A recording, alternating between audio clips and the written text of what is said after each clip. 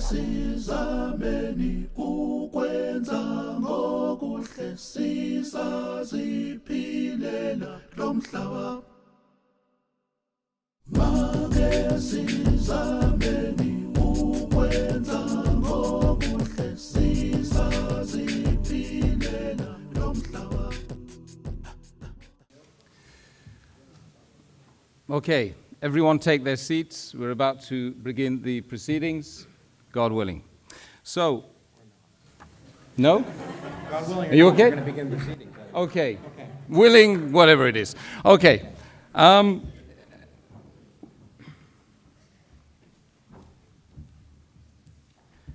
I start by praising God, the compassionate, the merciful. Assalamu alaikum. Peace be upon the whole gathering.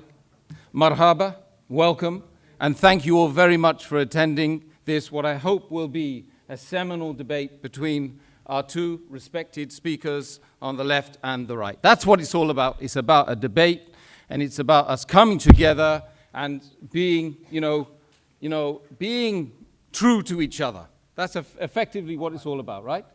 Yeah? You're in for that? You in for that, man? Good. That's great. Tonight's challenging debate, okay, entitled Islam or Atheism, okay, which makes more sense, is not happening in a vacuum, quantum, no, or otherwise. It's taking place within the context of a world full of human beings looking for answers, in a world seemingly full of Western promise, a world full of information fueled by the IT age.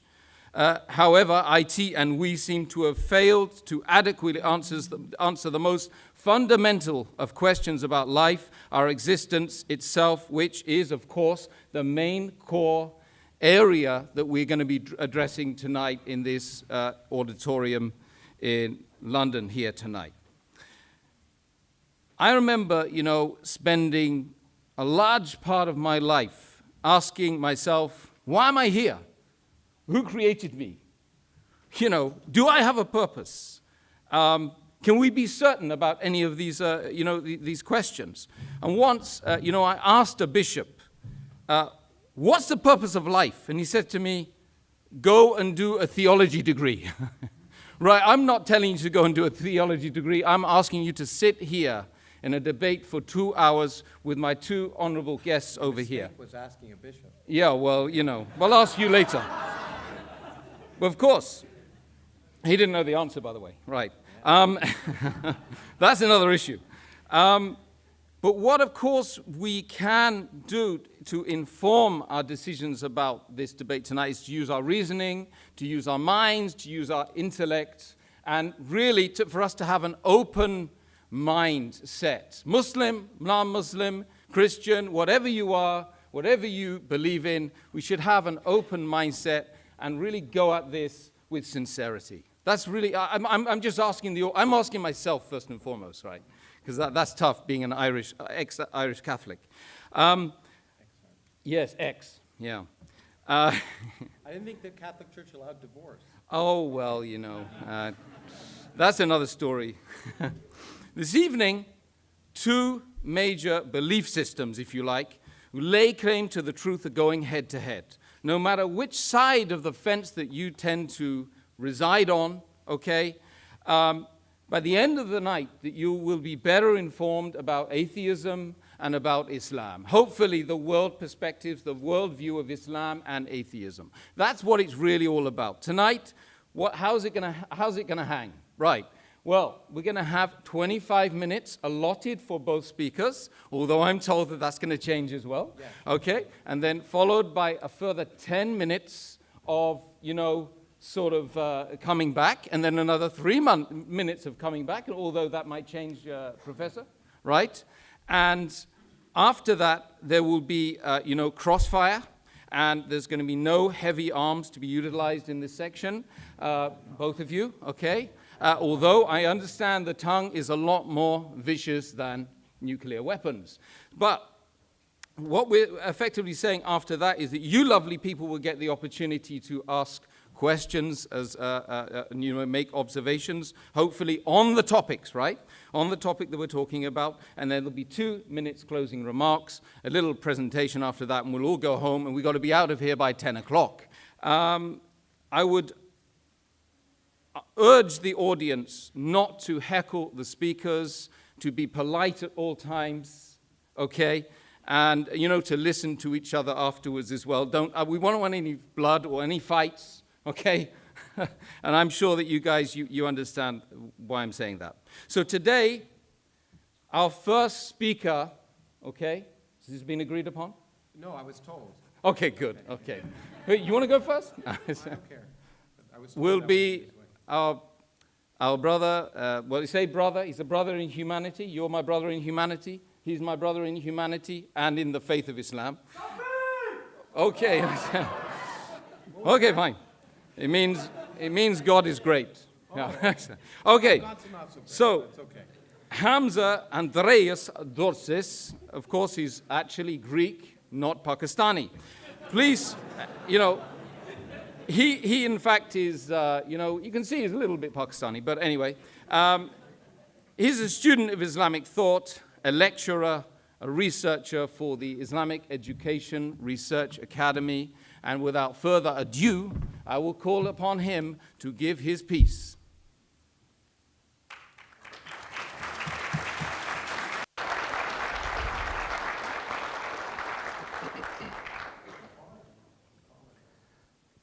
إن الحمد لله والصلاة والسلام على رسول الله. To proceed, respected Professor Krauss, guests, brothers and sisters, friends, relatives, I greet you with the warmest Islamic greetings of peace. Assalamu alaikum wa rahmatullahi wa barakatuhu.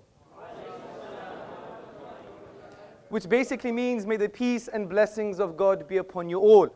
Today's question, Islam or atheism, which makes more sense? I would argue that if we use our reason, our rational faculties, we will definitely come to the conclusion that Islam makes more sense. And I'm going to use 2 simple arguments to verify that claim. Argument number 1, Islam makes sense of the origins of the universe. Argument number 2, Islam makes sense of the nature of the Quranic discourse. So let me go straight to the first argument, that Islam makes sense of the origins of the universe. Now, we all have had the same type of questions, well, most of us anyway. Why does the universe exist? Why is there something rather than nothing? And in response to that question, the grandfather of neo-atheism, Bertrand Russell, said, the universe is just there, and that's all. It's a brute fact. Even in Islamic history, as early as the 8th century, we had philosophical naturalists known as the Dahriya. They held similar views. Now, the implications of these historical opinions is that the universe is eternal. And if the universe is eternal, it implies there is an infinite past. But the question is, can we have an infinite past? Does the infinite make sense in the real world? Now, the assertion that the universe has an infinite past is absolutely irrational. This is because the quantifiable infinite cannot exist in the real world, something our beloved Professor Krauss has also suggested in his book, A Universe from Nothing, on page 71. He says clearly, the energy of empty space, or anything else for that matter, cannot physically be infinite. So we have to figure out a way to do the calculation to get a finite answer. Now, to highlight why the infinity or the infinite doesn't exist, take the following examples into consideration.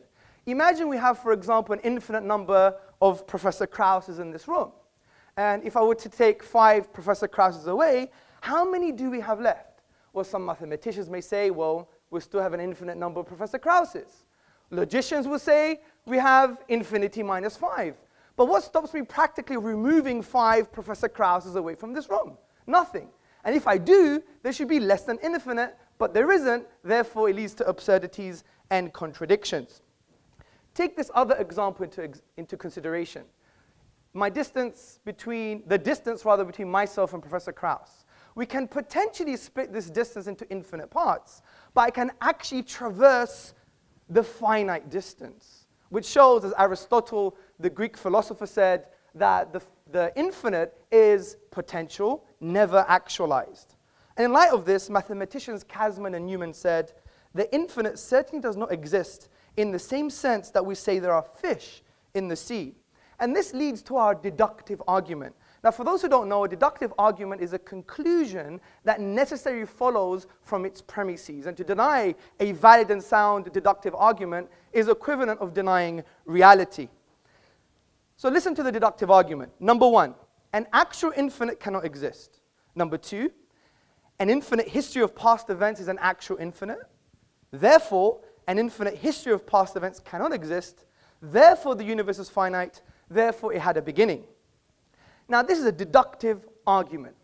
But we also have complementary evidence, which I call astrophysical evidence. And I'm not claiming to be a physicist. We have an established, acclaimed academic amongst us, so he could tell us the rest of the story. But what have cosmologists said? They have said, for example, Alexander Vilenkin, in his book, Many Worlds in One, which I believe is a friend of Professor Krauss, he says, with the proof now in place, cosmologists can no longer hide behind the possibility of a past eternal universe. There is no escape. They have to face the problem of a cosmic beginning. And just to note, even Professor Krauss in his book affirms a beginning to the universe. Interestingly, in Islamic thought, this has been discussed at length, and there is a unanimous conclusion that the universe is eternal. It began in the finite past, as the polymath, theologian, Ibn Taymiyyah wrote in the 14th century in his book, As-Safadiyya, so whatever is besides God, it is all makhluk, all created, originated, coming to be after not existing, preceding by its own existence. Now, since we have shown that the universe must have a beginning, there are four logical explanations for how the universe began to exist. Number one, it was created via nothing. Number two, it created itself. Number three, it was created by something else that was created. And number four, it was created by something uncreated. So let's discuss these together. Could the universe be created via nothing? Well, first and foremost, what do we mean by nothing? By nothing, we mean the absence of something, and in this case, the absence of the universe. Now, why does our definition make sense?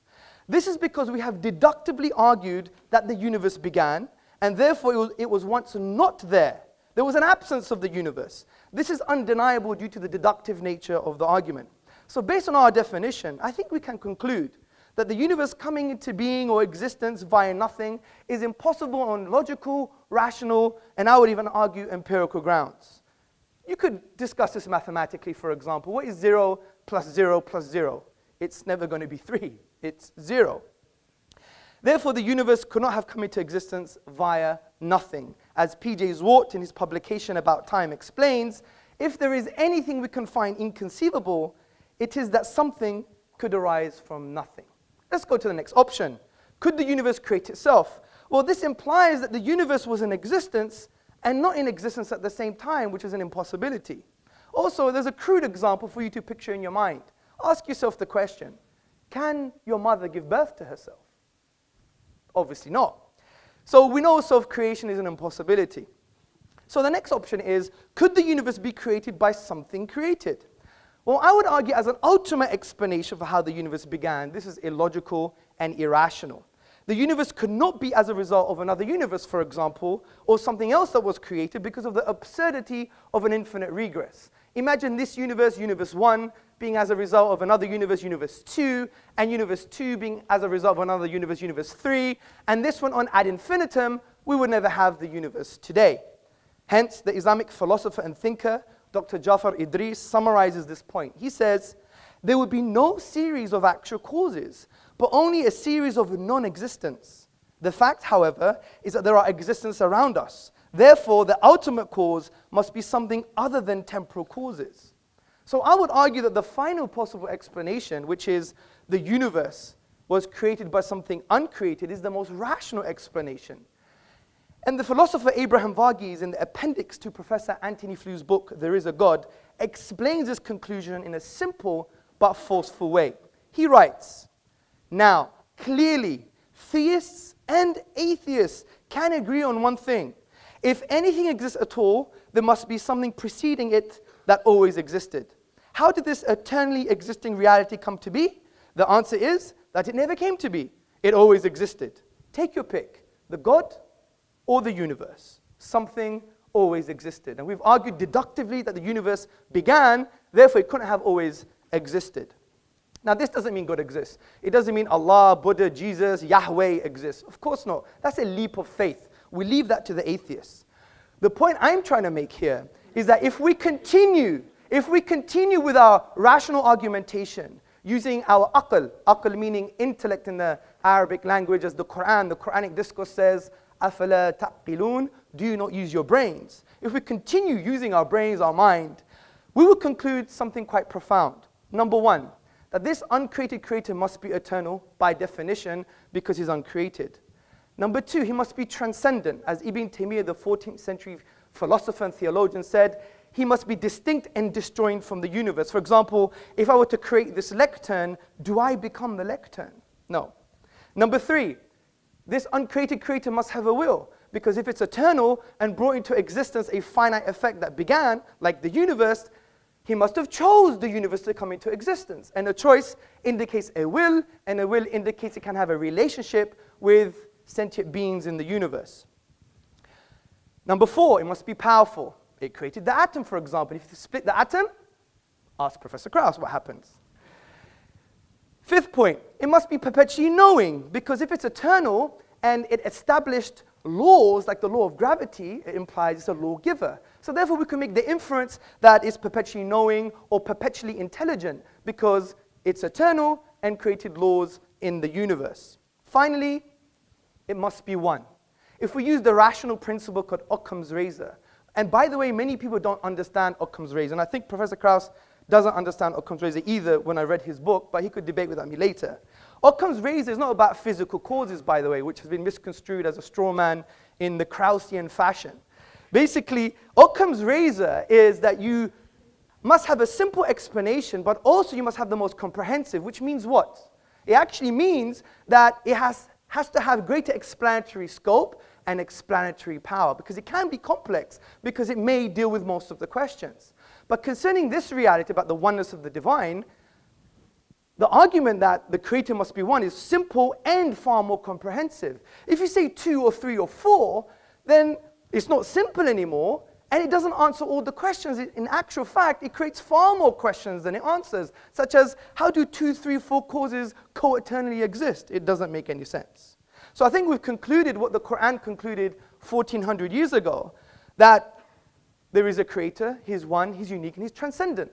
As the Quran says in the 112th chapter, say, he is God, the one, the unique, God, the eternal, absolute. He begets not, nor is he begotten, and there is nothing like unto him.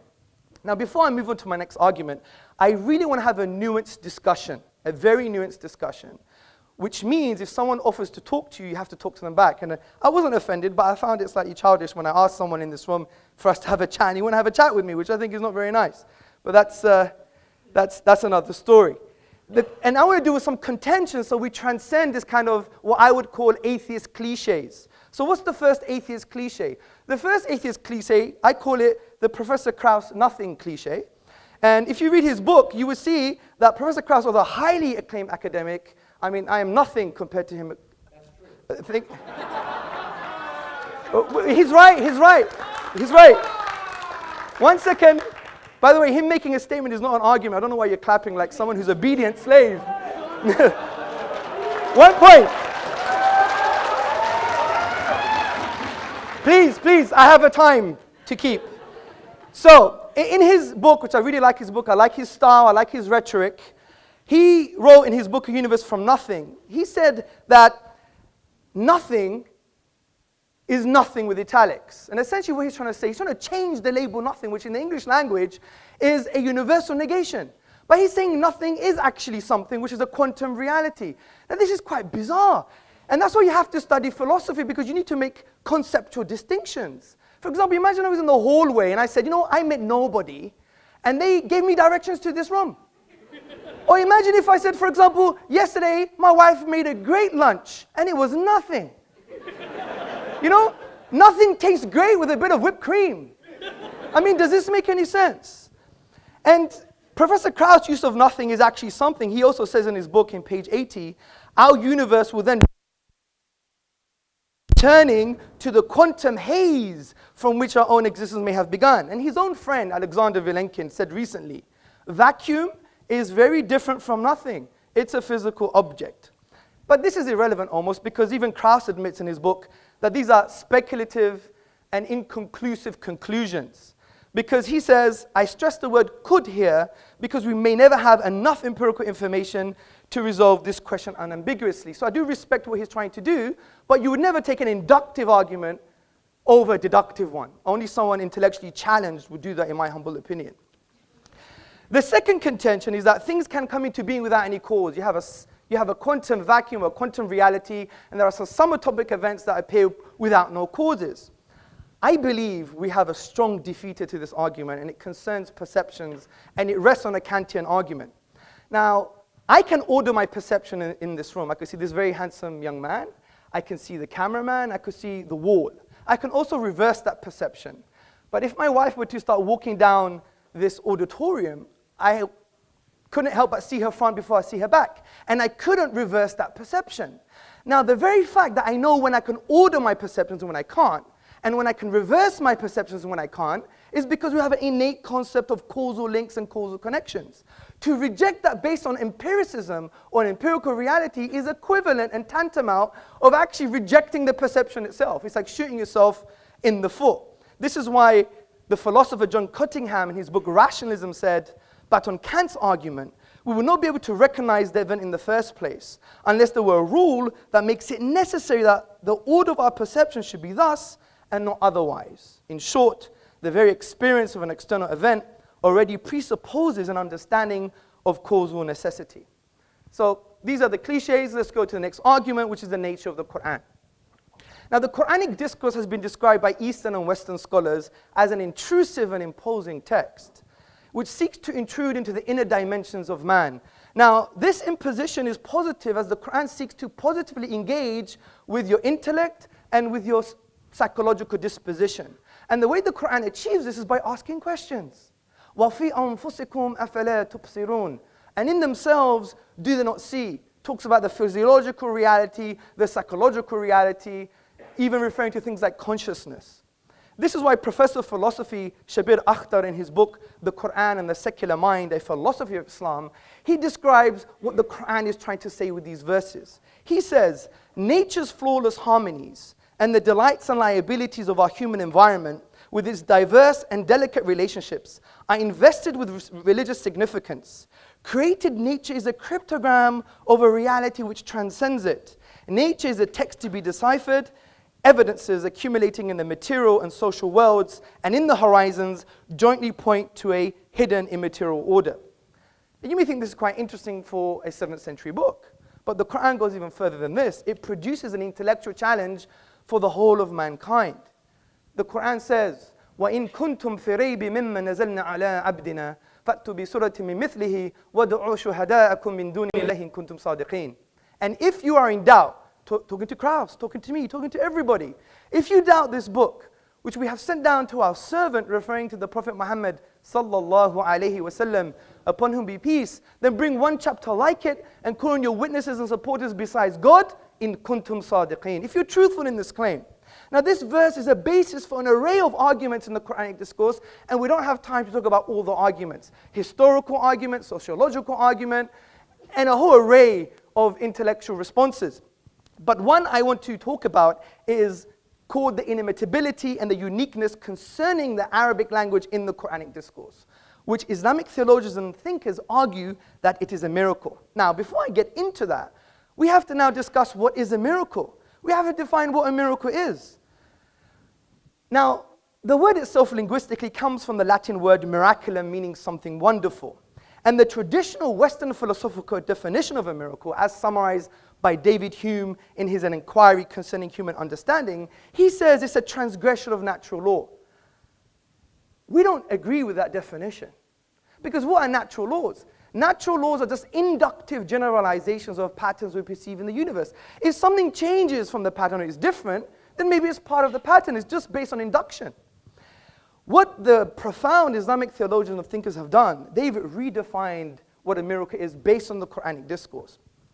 And they have said that a miracle is an event that lies outside the productive capacity of nature, which means when you go to the nature of the event, you exhaust all possible naturalistic explanations. And also, there is no naturalistic causal link between the event and the nature of the event. And this is a far more coherent definition. Let me give you an example from the Quran itself. Now, the Quran talks about Moses, Musa, alayhi salam, upon whom be peace, and Pharaoh in the Quran. Moses was told to throw down his wooden staff, and it instantaneously turned into a live snake. Now, this miraculous event, the snake, lies outside the productive capacity of the nature of the event, the wooden staff, because the chemical makeup of the staff is different to that of the snake. In actual fact, you have to add more stuff to the staff, if that makes sense, stuff to the staff, to be even close of creating a snake, but only the staff was used. So when we exhaust naturalistic explanations, we find there is no causal link between the staff and the snake itself. So this gives us a definition of what a miracle is. Now this applies to the Quran's use of the Arabic language, because the Quran cannot be described as any of the literary forms of the Arabic language, which include saj'a, rhyme prose, mursal, straightforward speech, maqama, a combination of metrical and non-metrical speech, and the al-bihar, the 16 rhythmical patterns of classical Arabic poetry. Now interestingly, in classical Arabic, every expression falls within the known literary forms of the Arabic language. The Quran, however, de-scopes the Arabic language. And the Quran is a miracle from this perspective, because even though it's made up of the Arabic language, there is no causal link between the Arabic language and the Arabic in the Quran. This is because when we exhaust the 28 letters, the finite grammatical rules, and the finite words, we exhaust them, we cannot produce the unique literary form of the Quranic discourse. And interestingly, from a historical and literary perspective, when attempts have been made to produce the like of the literary form of the Quranic discourse, they have all failed. As the academic Foster Fitzgerald Arbuthnot, a notable British Orientalist, states, and that those several attempts have been made to produce a work equal to it as far as elegant writing is concerned, none have yet succeeded. In this light, brothers, sisters, and friends, what we've just discussed can develop into a deductive argument. And listen very carefully. Number one, a miracle is an event that lies outside the productive capacity of nature. In other words, there are no causal links between the event and the nature of the event.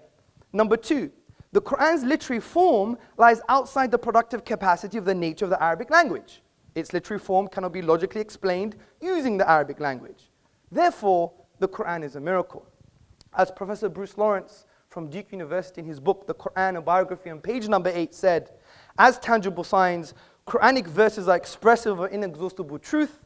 They signify meaning, laid within meaning, light upon light, miracle after miracle. So we have two key arguments that are based on deduction, not just induction.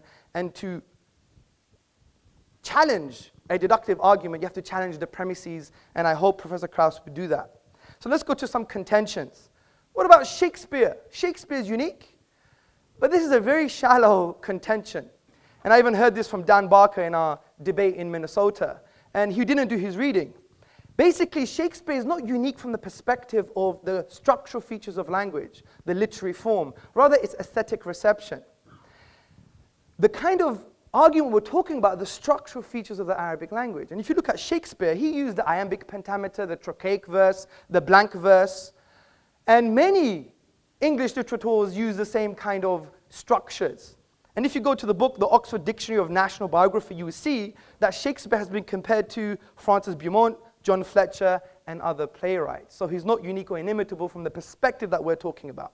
Finally, the last contention is, but I'm not an Arab. How would I know? Well, we could use another argument called rational deduction. Now, rational deduction is a thinking process where you take a universally accepted statement and from that draw logical conclusions. And no one would deny universally accepted statements from academia or from authorities that are valid and sound and authentic. Because this is the realm of epistemology, the study of belief, and a valid source of knowledge is actually testimony. If you read the works of Professor Cody and Professor Keith Lehrer in the Epistemology of Testimony published by Oxford, you will see it's a grounded argument which we could discuss later. So the authentic and valid testimony concerning the Quran is, no one has been able to challenge the Quran and produce its literary form. If that is true, then we could draw logical conclusions without even knowing one letter of the Arabic language. We could say, well, could it be from an Arab?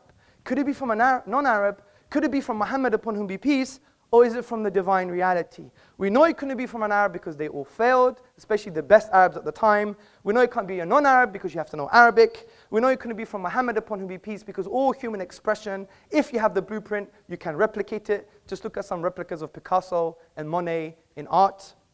And therefore, it must be from the divine. So from this perspective, we've dealt with some outdated cliches because I really want a nuanced and frank discussion. I really do. And I hope I do have that with Professor Krauss. I respect him dearly, and I respect all of you. Obviously, we're going to have a pun here and there, but you know, that's the whole point. I couldn't let Krauss get away what he did in the beginning. So from that perspective, I really want him to deal with my premises, and I want him to deal with the deductive argument, and I wish him Godspeed. Thank you. Okay, thank you very much, Hamza Tzortzis, for that expressive presentation on the Islamic worldview.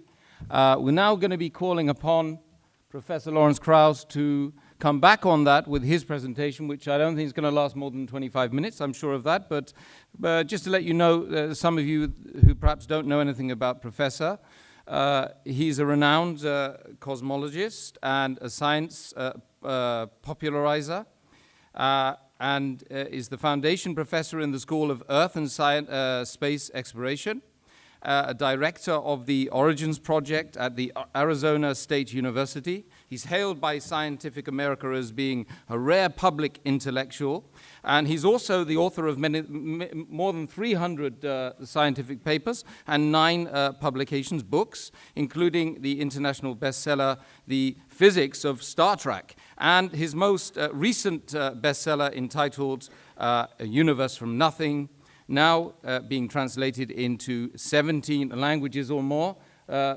Professor Krauss, I call upon you to respond. Well, first I want to thank the people who invited me, who've been very gracious to me, treated me with more hospitality than I've gotten in many times I've talked. So I guess it's Sabia, who I haven't met, and Obeida, who's been taking care of me for the last day or two, and Isa, who I was just working with. And so I do want to thank them tremendously. They showed me great respect and hospitality, and I want to show them and you that kind of respect. And that doesn't mean I respect ideas. Okay, some ideas are ridiculous, and that's perfectly reasonable. In fact, ridiculing ideas is what makes progress. So if I offend some of you, I don't mean to offend you personally. I may offend some of your ideas, but that doesn't bother me at all. In fact, if you confront my ideas, it will lead to a discussion. What does offend me, of course, is offending personal freedom and equal rights, and that's one of the reasons why I got upset at the beginning of this session. But that's been fixed, and I thank the organizers for that as well. To agreeing to not segregate this room in a 21st century is a great step forward, and I appreciate that. Now, you know, I'm really shocked. First of all I've watched Mr. Tzortzis, right? Tzortzis. My Greek is pretty good, I think. Be gorgeous. Yeah, gorgeous. Well, you are rather gorgeous.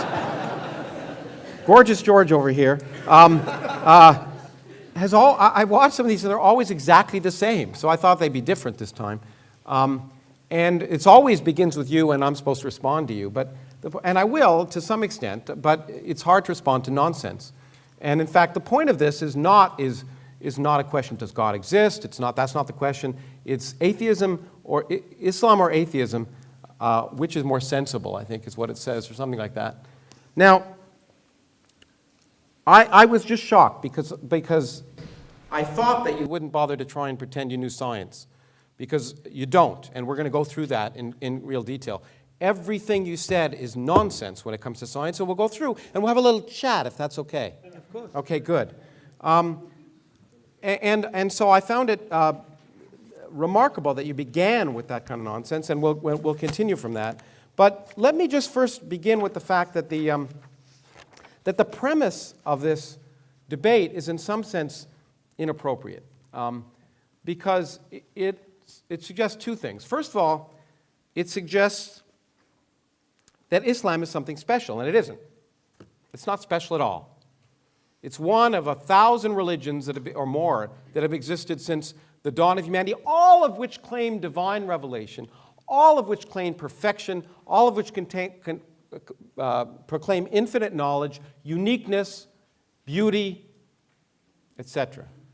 So Islam is just a religion like any other religion.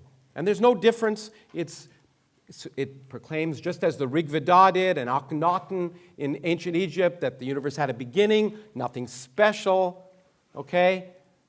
There's absolutely nothing special. So the question is, Islam as one of 1,000 religions, all of which make the same claims, but mutually inconsistent ones. So one of the things we know is, of these 1,000 religions, they all make mutually inconsistent claims, so they can't all be correct. In fact, at best, one of them can be correct, because they're not consistent with each other. So that means a priori, just a priori, and I know like that, you like that term instead of a posteriori. I've heard you say that. A priori, Islam has a probability of 0.1% of being correct, because it's just one of 1,000 religions, and one of them at most is correct. But since they all make the same claims, it's probable that none of them are correct. So treating Islam specially is inappropriate. Then atheism is somehow, as has been described, speaker, a belief system. It's not a belief system like Islam or Judaism or Christianity or the Norse myths or Zeus or Thor or any of the other myths that have been created throughout human history. All it's saying is, it's not a belief system. It's saying, you know what? We don't choose to believe that stuff because it's not sensible. So it's not saying we believe X. It's saying, well, this myth is inconsistent with this myth, or this myth is inconsistent with what we know about the universe, and therefore, it's unlikely to be true. So what atheism is just saying, this is unlikely to be true. It's not a belief system. So to compare one versus the other is, of course, false. It's a false premise. The first part of the false premise is that Islam is special. Not special at all. It's been there. It'll be gone, or be there as long as other religions. It's just like all the rest. And atheism is not a religion. It's just, in fact, what it is could be described as common sense. Okay? What makes sense? I will think that those things that make sense are likely, and those things that don't make sense are unlikely. In fact, that's what science is all about. Okay, so having said that there's nothing special about Islam, and there certainly isn't. I'm going to talk a little bit about, my intent, by the way, is, the other thing I should say is, debates, I'm an educator. It's, a flaw, but it is what it is. That means I believe in actually trying to illuminate ideas and lead to discussion, critical thinking, and eventually learning things and increase in knowledge. Debates aren't meant for that. Debates are rhetorical devices for people to go out and perform, make statements, and then challenge others and try and convince an audience of something. That's not education. So I will talk a little bit about some of this, and then I just want to have a chat. I'm going to use my 25 minutes to have a little chat. I'll take up my time when I could pontificate, as we've heard, and just ask some questions, because I'd actually like to learn some things, okay? And hopefully in the process there'll be some education for both of us. So the first thing I want to say, however, I want to clear up some misconceptions. This idea of deductive arguments, which sounds good, is not the way we learn about reality, okay? Deductive arguments just don't work. They lead to irrational actions. In fact, if we ask what common sense is taking your beliefs to conform to the evidence of reality so that you will make rational actions. If you force your reality to conform to your beliefs, you will make irrational actions. So you can deduce things based on your beliefs, on your a priori beliefs, but you'll have a problem. For example, your a priori belief could be that if you prayed to Allah, that you could jump out the fourth story of this window of this building, and you would land safely. Okay, that could be an a priori belief. And in fact, you could deduce, based on all your beliefs and all of the evidence that you're a good person and Allah would take care of you, or whatever you want to call it, that you'd be fine. I would take the elevator down, and only one of us would be walking at the end. That is not deductive. It's based on empirical evidence. Okay, now, so arguing that something doesn't make sense to you is based on the fact that the assumption that you know what's sensible in advance. But we don't know what's sensible in advance until we explore the world around us. Our common sense derived from the fact that we evolved on the savannah in Africa to avoid lions, not to understand quantum mechanics, for example. As I've often said, common sense, our deductions might suggest that you cannot be in two places at once. That is crazy. But of course, an electron not only can be, but it is. It doesn't make sense because we didn't evolve to know about it. We've learned about it. We force our idea of common sense to change. It's called learning. Some people would rather read an ancient book than learn. And this has been a very good evidence of that. For example, to say something is inconceivable just means you can't conceive it. But the great thing about the universe, and the reason that I do science, is that the universe has a much greater imagination than we do. In fact, there are more things in heaven and earth than are dreamt of in your philosophy. And that's what's wonderful about the universe. Things that are inconceivable happen all the time. And what that does is that expands our mind. And expanding our minds to conform to the evidence of reality is common sense. And that's what, when you call atheism, that's what that is. That's just saying, I'm going to accept the evidence of reality, and if something seems like it contradicts the evidence of reality or is irrational, I should question it. Now, there are a lot of ideas which gorgeous George over here, no, Mr. Tzortzis. Tzortzis. I've been to Istanbul and I'm trying to learn Turkish, but Tzortzis, Mr. Tzortzis. It's okay. Do you speak ancient Arabic, by the way? I could read and do a bit of grammar. A bit of grammar. You don't speak it then? No. So your presumption that it's beautiful ancient Arabic is just a presumption. You actually don't know what you're talking about. No, it's not. Okay. I'll respond Okay. to I just wanted to ask that question because I don't speak Turkish. I wanted to see if you spoke ancient Arabic. Well, I just want to ask, do you speak ancient Arabic? Yes, I do. Fluently? No, but I do speak it. Okay, but not fluently. كيف حال?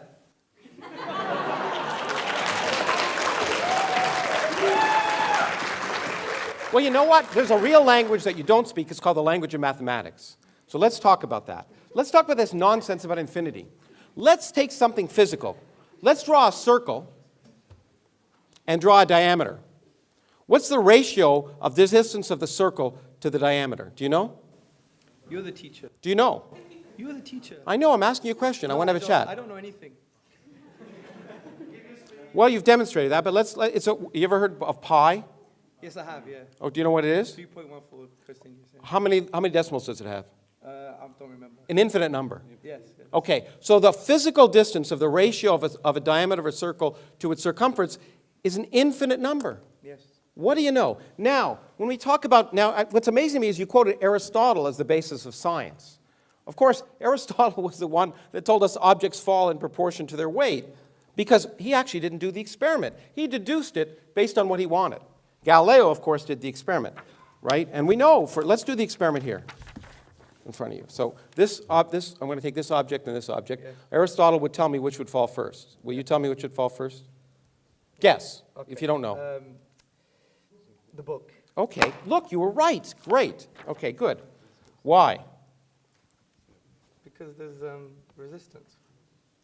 Resistance to what? To the paper, right? Okay, exactly. Aristotle didn't know that. Yes, he didn't. Okay. Aristotle also claimed that infinity was impossible because indeed, as you pointed out, the distance from you to me could be divided into a half, and then a quarter, and then an eighth, and then a 16th, and that's an infinite thing. It makes it impossible. Yes. Well, the thing that Aristotle didn't know how to do, and you don't know how to do, is to sum an infinite series. 1 plus a half plus a quarter plus an eighth plus a 16th adds up to 2. Yes. Okay, so that kind of argument that infinity is impossible, it just doesn't make sense mathematically. Infinities do occur. Now, it is true in my book that I said infinite density or infinite energy is a concept that appears to be in contradiction with the evidence of physics. But that doesn't apply. All infinities are impossible. In fact, space could be infinitely large. There's no presumption that space isn't infinitely large. It could be. What we now know about physics suggests it probably isn't, but there's no law of physics that says space can't be infinitely large. So this notion that you deduce that infinity is impossible because you don't like it is just not the way the world works. Because infinities happen all the time, whether you like them or not. Not only that, it doesn't lead to irrational actions. Mathematicians have a way of dealing with infinity. We can add infinities. We can take numbers and an infinite series that, for example, the series 1 plus 2 plus 3 plus 4 plus 5 plus 6 plus 7 to infinity actually has, in mathematical terms, can have a finite sum. It's minus 1/12, if you wanted to know. Okay? It may not seem logical to you. It may seem inconceivable to you that the sum of a series of positive terms, each of which is bigger than 1/12, could end up being minus 1/12. But the fact that it's inconceivable to you just means you're ignorant. Thank you. Okay. Now, this idea that Occam's razor suggests, first of all, Occam's razor is not a principle of science. Okay, it's a nice idea that you should try for the simplest answer to any question, and physicists try and use that. Sometimes the simplest answer doesn't work. In genomics, for example, it'd be nice if every gene, in fact, you talked about more than one cause for an effect. It'd be nice if every gene, every disease was caused by a single gene. One of the reasons that genomics is so difficult is we've discovered there's a complex interaction of genes, so that in fact, that there are many separate causes of most diseases. There are very few diseases that have a single cause. But in fact, you know what is simpler than the number 1? The number 0. 0 is a much simpler reason that there's no cause. Okay, so if you really wanted to apply Occam's razor, in fact, you'd apply no causes. Now, you also use the term causality, which is a term I understand. You didn't define it. Do you want to define it? I may do. Well, why don't you do it now? I don't want to give you that favor. Oh, I thought we were going to have a chat. Yeah, but I want to have a chat, not a chat. So it's less rhetoric, more connection. No, let's have a chat. No, I think we talk about rhetoric. We were talking about the lecture you just gave. I want to have a chat. I'm asking you a question. Do you know what causality means? You use the term. Yes. Okay. Well, if you use a term, you should know what it means. yes, Okay, I have my you use it. definition. I have my definition. Okay. Well, I'll define, and that's cause precedes effects. Does that sound good? No, that's a wrong definition. In my Okay. opinion. Well, I'd like to learn what it is. Well, for example, there's an interesting book about the quantum physics and causality. And the philosophers and philosophers of science and scientists have disagreed on a specific definition. So they've reduced back to a fundamental definition. Do you want to have a chat Yeah, or okay, a chat? good. You quoted a book on physics. Yeah, I haven't finished yet. Physicists don't disagree about the definition of causality. Have you presumed your results here? Do you No. really want to connect with me as a human being? No, But you've asked me a question, you're answering it for me? Come on. You quoted physicists. Go on. I said scientists. Okay. Now, which is the same, I agree. Now, so from my limited knowledge, and I do believe it is limited, of course, is that the agreement has been on something which produces an effect, which includes, therefore, you can have something called asymmetric spontaneous causality, where the cause exists prior causally, but not prior temporally. So there is a whole range. What's prior causally, not prior temporally? Prior causally means that there is I'll give you an example. The Kantian example was you have an infinite ball that's on an infinite pillow. Now, they both, time doesn't exist here, but you're not going to say the indentation is not as a result of the ball. So there is a causal dependency there, and time is out of the window. So we could discuss causality until the cows come home, but it's not as simple as what you're trying to say in terms of that. It doesn't presume temporality, do you see? Well, I think it does. I think, again, if you think carefully about what you just did, Okay. the ball doesn't create an indent in a pillow. And by the way, you used infinite. I thought we weren't allowed infinite. But anyway. It was an example. Yeah, well, it's an example of a physical example, which you said doesn't exist if it's infinite. But it doesn't matter what's infinite. A pillow here, a finite pillow and a finite ball. Yes. Okay? There's an indent. Of course there is. Yeah. Okay, was the ball there or not? Well, my example wasn't based on finitude. It was based that they're both infinite. Well, but if the ball isn't on the pillow, it doesn't create an indent, right? Yeah, of course. Yeah. Okay, so it had to be. So was it put on the pillow or not? Well, that's irrelevant. You're damning the example. then you're taking- That's a logical fallacy. No. Get the point I'm the trying to point say. is that the physical causes have physical effects. So either the ball is on the pillow or not. Now the point about causality is that the interesting aspect of it is that's an interesting physical question. But what if there's no before? Let's take, you talked about the cosmology. So let's take general relativity, whose equations I'm sure you don't know. And I said I don't know Take it back to anything. the beginning. Oh, we talked. You made it very clear that the beginning of the universe is very important. You deduced it, but in fact, deduction doesn't matter. The point is, the universe, our visible universe, did have a beginning because we can measure it. Whether we liked it or not, or whether we think it's sensible or not, it actually did have a beginning, a cause not a factor not in dispute. Our universe had a beginning.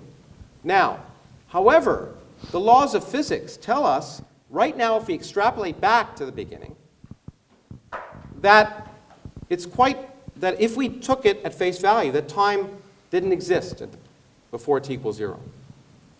So if time doesn't exist at all, the sense of cause doesn't even make sense. And this is the key point. In science, we have to realize that our common sense notions sometimes go out the window. When we observe effects, they have causes. But at the beginning of time, when time itself may have come into existence, then that question becomes a bad question.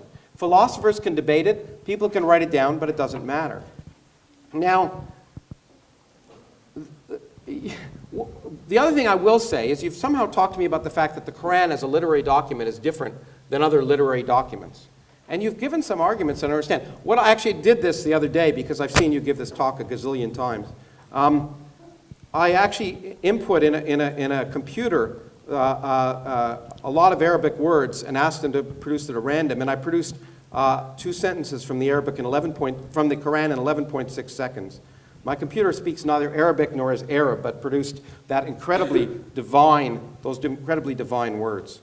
Now, the other question, of course, I would have is, and this is a common sense question, is why did God choose Arabic, or Aramaic, or Greek? I mean, doesn't he speak English? Or the Americans always think he does, which is why they invented the Mormon religion. So the question I want to ask is, what makes sense is to ask not the details of the Quran, which I don't want to dwell on, because it's just one of 1,000 different religions, all of which make the same claims, and all of which, if you look at them a priori, are equally ridiculous from an a priori common sense notion. For example, and I got this from my late friend Christopher Hitchens, is it sensible to assume that humans evolved in their present form somewhere between 250,000 to 1 million years ago? So you have a God who creates a universe and has 4.5 billion years of life evolving, and then Homo sapiens evolve and live in incredibly awful conditions and for 250,000 years, and suddenly, in the middle of the desert, in a cave where no one can see it, he takes some poor schmo and says, I'm going to tell you the truth. And not only that, I'm going to allow you to save humanity. And in fact, if people don't believe you, they're going to go to hell for eternity. And we can talk in great length, in great sadomasochistic length, about the torture they're going to have, and we can all enjoy it. Now, what about all those poor 250,000 years of people, of real people who were struggling to exist and survive, those poor people who were existing before that God decided to give his revelation to Muhammad? Why that? Why would a sensible God wait that long? And of course, the interesting question you have to ask is, why are the revelations always done when no one can see them? If you're asking a court of law, you'd say, well, you know what? It just doesn't make sense. Why don't once it doesn't call down from the sky so everyone can hear them? Why is it always given to people in private who then claim they've had a revelation? Now, why should I believe Muhammad's revelations any more than anyone else's? In fact, there's a young woman in the United States, in my country, who, as you know, had a revelation. You may know this. She had a revelation. God told her to drown her 4 children in a bathtub. And she did. Because God told her. She heard it. She heard it. She had a revelation. It was real. She heard words of incredible harmony and beauty that she'd never experienced before in her life, and she drowned her 4 children. Okay, now she's in a mental hospital for good reason. Because there's no evidence. There's no that a sensible person would believe to suggest that God was telling her to drown the 4 children. Now, let me ask you, do you think Sharia law should be instituted? Oh, it depends how you define Sharia law. Do you know anything about Sharia law, sir? Well, I was going to ask you about it. I will teach you in the next round. Okay, good. Do you think, for example, that blasphemers should be punished? Blasphemers meaning? Maybe if I say, let's just say, and forgive me, let's just say I say that someone who married a 9-year-old girl is a pedophile. Yeah. And maybe that person is a prophet. Is that a blasphemer? Is that worth being punished for? Well, I think you should be educated first and foremost. No, maybe, I'm not saying it happened. But let's say I said that, I made that claim. Should I be punished?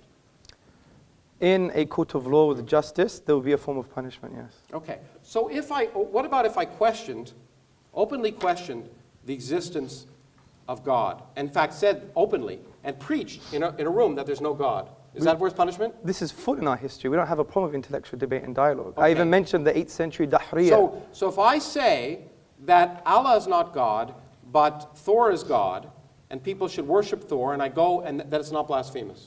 Well, it's wrong and it's Okay. childish, but I will have a discussion. But it's blasphemous to suggest. Is it blasphemous to suggest that Muhammad isn't a prophet? Well, from an Islamic perspective, but you have to understand there's a difference between public intellectual discourse Okay, so and great, being okay. deliberately rude. Okay, well that's. But we'll that's all great. fall for intellectual discourse as per this big debate. Oh, but you say I should be punished if I suggest Muhammad was a child molester. That's No, the no, punishment. I wasn't saying that. Didn't you say that? What I'm saying is, in an Islamic law, for instance, if you were to speak about something like this, and you would be taken to a court under certain conditions, Then I would be punished. there may be a punishment. But generally speaking, it would be more edifying and educational. But rather should there than- be punishment? That's what I'm asking you. Should there be? Oh, you're asking me if there Yeah. should be punishment? I think we should follow God's law, of course. So there should be a punishment.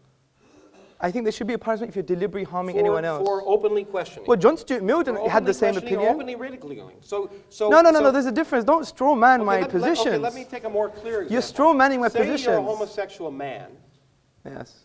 and you have sex with another homosexual man. Should that be subject to punishment? In the private home, it's outside of the Sharia law. If they did it in public, which doesn't even happen where you're from, then there's a different story. What would the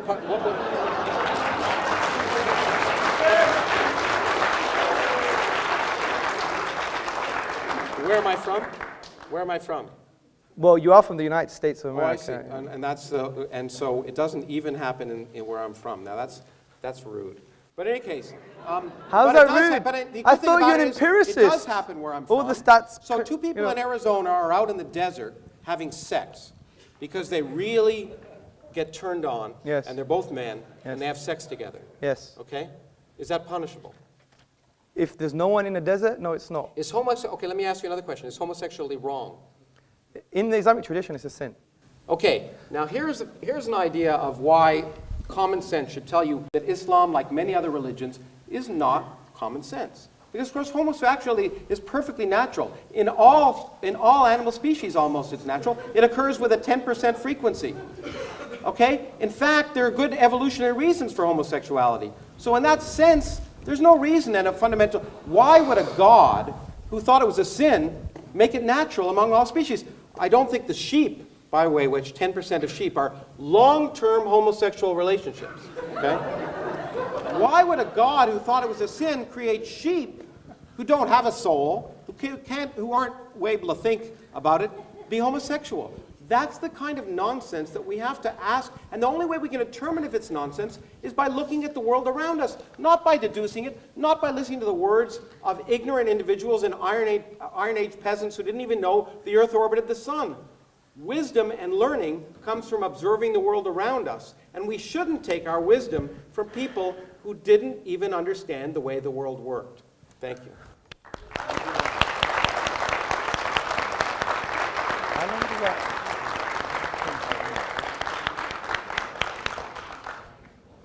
Professor Krauss, thank you very much for your presentation on the atheist worldview. It's not a worldview. I think repeated it was actually more like a dialogue, nice to chat between you two guys. Actually, Yes. I was wondering when I should jump in and stop you guys. You know. Anyway, I'm sure Aristotle and Plato did the same thing. But now we've got something to sort of come back on from Professor. He's given a lot of food for thought, and no doubt Hamza, in about 10 minutes, Yes, thank could you. possibly come back and course. answer some of those contentions brought up you very by much. Professor Krauss. Thank you very much, Professor Krauss. Audience, first and foremost, I think most of what he said was a red herring. A red herring is this very smelly fish that you pull across the path of running dogs. And the reason it was a red herring, because he said that I spoke about science. I specifically said he knows better than I do. I specifically didn't use it as my key argument for the finitude of the universe. And he wanted to correct me on something that I didn't even mention myself. This is what you call not rhetoric, not intellectual argument. It's what you call sophistry. It's rhetoric with crap, frankly. Now, and I'm not saying it to be rude, because it's a typical Kraussian fashion. A Kraussian fashion trying to win over the whole audience, make a hoo-ha in the beginning. And imagine I did that when I walked into, one day I had interfaith dialogue. And imagine I walked into a Jewish mosque or a hall that was public, and I basically said, I don't want to do things your way, but I want to discuss with you, but I'm not going to do things your way. Is that tolerance? Is that how you connect with other people? He wants to know about our tradition, but he won't even ask them, why do you have this? And another straw man, justice and equal rights. You think they're saying that because they don't have any justice or equal rights? My wife is up there, ask my wife. What's the matter with you? See, these presumptions from Fox News, you're an academic, but when you talk about Islam, it's based on the Fox News narrative, and I'm going to expose this in a minute. Now, the first point I want to make.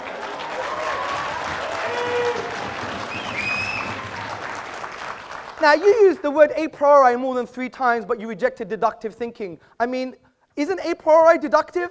I mean, you can't have your cake and eat it, sir. I tried to talk on your level. That's the first point. The second point I'd like to make. Actually, let me calm down.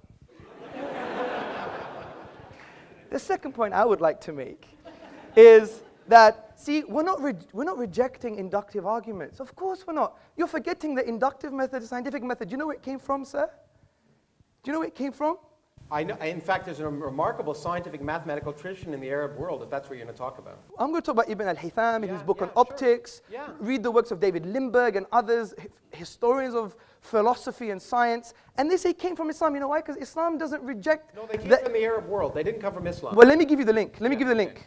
Okay? أَفَلَا يَنْظُرُونَ إِلَى الْإِبِلِ كَيْفَ خُلِقَتْ. Have you not seen empiricism, the creative thing like a camel, and how it was formed or how it was created? This was the basis, and this was the poetic justification for the entire scientific method. As Muslims, we go where the science takes us. But we're not stupid. Deductive arguments, they are necessarily true. If you wanted to discuss my argument, you had to break down the premises, which you didn't. You just talking about the infinite and the circle and the circumference. I knew you were going to do this because it's all mathematics. You remember what I said? No, it's a physical circle. Yeah, but let me make a point. I said the quantifiable infinite cannot be actualized in the physical world, something that you agreed with. 1 second. And I said there's nothing wrong with the qualitative infinite. And qualitative infinites can exist infinitely. For example, mathematicians discuss. Yes, so where's the infinite there? Measure the length. You think this is a length is a physical quantity? That is. Length a physical quantity? That is, yeah. Okay, the length of this and the length of that, okay, the ratio of those two lengths is an infinite number. Yes, of course it is. Okay. But what is that length? What is that length? 1. This is a length 1. It's 1 Krauss. Okay, can you... These are pi Krauss. 1 second. Can you measure the straight line and can you measure the circumference? Yes or no? I can measure it. Well, that's quantifiable. Yeah. What you're talking about is in the realm of mathematical realm of discourse, which has axioms and conventions, which makes sense. I'm not disagreeing with that. I'm agreeing with what you already agreed with in your own book, which from a quantifiable, discrete perspective, you can't have an infinite. That's the point I'm trying to make. Discrete. The discrete But parts. who says it has to be discrete? Oh, but that's your presupposition. That's your No, presupposition. actually- You brought your assumptions, Fox News, by the way, and other stuff, and you think you've got an answer. No. I have time. Let me finish this, please. Okay, because Yeah. I got to teach you different calculus. Newton invented a long Yeah, time I ago. know, but Okay. calculus is based on axioms and conventions in the mathematical realm of It discourse. describes how things work. Yes. Let me make a point. So, that's the first point. Oh, dear. Okay, then you spoke about, for example, 0 is simple as Occam's razor. Again, you've misconstrued what Occam's razor is. Occam's razor is not only the simplest explanation, but it has to have greater explanatory scope and explanatory power. 0 has no explanatory scope or power concerning the origins of the universe from that perspective. I'll explain it how it does. The other point I like to make is you spoke about, for example, hell and justice, and look at all these people that are going to hell. Again, another huge straw man. You've misrepresented Islamic theology. We have a very nuanced theology, sir. I think the best thing to do, if you were sincere, you would have said, you know, Hamza, I don't get this. I haven't read this before. I'm just making my own mind up because I watch videos of Christopher Hitchens and he's an authority to me. I don't know much. Can you tell me what Islam says about this issue? That would have been better, wouldn't it? But again, it's a straw man. And when it comes to things like hell, we believe God is all just and all merciful, okay? No one disagrees with the concept of punishment, okay? You're not going to disagree with the concept of punishment, are you? So when it comes to people who haven't heard about Islam, there's a whole array of theologians like Ibn Taymiyyah and Al-Ghazali who said that there's going to be another form of justice for them. They may be tested on the Day of Judgment based on other prophetic traditions. It's not as simple as that. Okay, homosexuality is a sin. Again, you try to put words in my mouth, and that's not nice. That's not nice. I asked you questions. I didn't. You did, but I don't know if you try to answer them for me, which is quite interesting. Now, see, we don't believe homosexual tendencies per se are sinful. It's the manifestation of the homosexual act in public is sinful. Because we believe in our theology, let me just make the point, that we're given a package. We all have tendencies. Some people have tendencies, you know, the polygamous, for example, or other people have tendencies that may be seen negative or taboo. Other people have tendencies concerning various different things. And we believe this is a package that God has given us. But we have an empowering philosophy which says that God, okay, when he gives you these tendencies, whatever they are, whatever kind of inclinations we have, we use our aql, our intellect, by understanding the divine reality and what he wants from us, because God would know me better than I know myself. And he would say, fine, you have these tendencies. This is how you shape them. This is how you control them. Like, we don't believe in, like, we should be agitated purely based on the bestial aspects of man, whether it's heterosexual or homosexual. And by the way, you know, saying off to your mother is equivalent major sin as being a homosexual. So the point I'm trying to say is we don't condemn people per se. We don't say, you know what, I'm going to kill you. We appreciate every human being. They have spiritual needs, but we're not gonna make up our own religion. We're not gonna follow the Kraussian religion, whatever he says. We're gonna follow the divine reality. If he says homosexuality is a sin, it's a sin. Just like drinking alcohol is a sin for the Muslim, or for example, being harmful to human beings is a sin. Right? Just because I have a tendency and I'm a martial artist and I want to harm people, does that mean now, you know, God is wrong just because I have that tendency? I mean, that's not right. Anyway, I'm still looking for some strong counter arguments you made to my points. There were no points to actually make any counter arguments. Well, there were, because you didn't. Okay, let's put it simply. Infinity doesn't exist. Yes, it does. Okay. You didn't. No, I said the quantifiable infinite doesn't exist. I agree the infinite exists. Again, another straw man. The point I'm trying to say is this. We have a deductive argument that the universe is finite. If it's finite, it began to exist. If it began to exist, there are some logical possibilities. Please entertain those logical possibilities. If not, it's equivalent to you coming to my house, having a coffee, I'm talking to you, but you're talking to the window. And I know you have better morals and manners than that, because I know you're highly respected, and we do all respect you in some paradoxical way. But the point is, the point I'm trying to say, Professor Krauss, is that I think it's only fair if you want to pick and choose from the Fox News narrative that you actually trying to change that stance and say, right, what does Sharia law say? Do you have a book of Sharia law at home? I asked you so I could learn. No, but you were telling me. Do you have a book? Okay, do you have a book on Sharia law? No. And you make judgments, and okay, I have a book on atheism, I think it's based on nonsense, but I give you the intellectual epistemic respect to read your worldview. But you've come here you've come here blasé, almost arrogant, I don't want to judge you, and saying, you know, it's all rubbish, I'm not going to take any of his arguments, I know better than you, which you said that, and I do agree in physics you do, and you've come here making judgments on Sharia law, you don't even have a book on Sharia law. That's why I asked questions.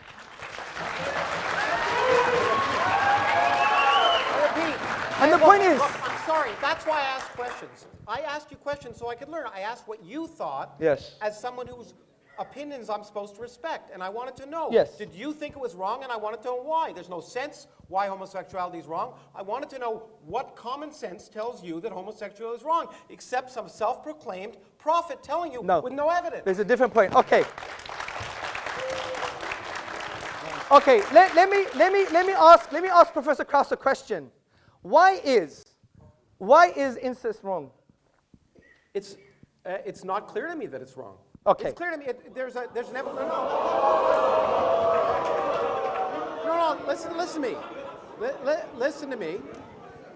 Wait, let's give him the respect, please. He's got a You justification. ask me a question, and if you want me to answer, I will. Yeah, of course. Do it. Okay. The point is, most societies have a taboo on incest, and it's an empirical one. Generally, incest produces genetic defects. Yes. Okay? And so in general, there's a physiological reason and a societal one why incest is wrong. Yes. Okay? But if you ask me the question, is it, and this is an interesting question, by the way, there's an ingrained incest taboo in almost all societies for that reason. Sure. Because societies want to persist, so it works. But if you ask me a priori, for example, the question, if a brother and a sister loved each other and used contraception, is there something absolutely morally wrong about that?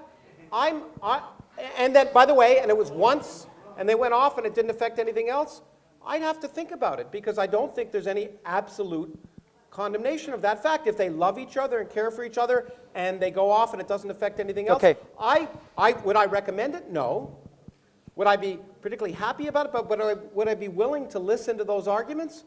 If they were rational, maybe. Okay, good. So, see, this is precisely the point I'm trying to make, Professor Krauss, is that I find it quite interesting. Someone who adopts an atheist position would have strong moral judgments about a religious tradition, whereas your moral judgments, at best, are relative and subjective. Now, when you look about moral theory, from an Islamic perspective and a religious perspective, you see that objective morals, like even pointing the finger and saying, you know, you're wrong, you're nonsense, Sharia law is backward, these kind of strong emotive things, I think we can only be that emotive and strong in an objective sense if you have God as a grounding for your objective moral values. Because if you take God out of the picture, he's the only concept that transcends human subjectivity.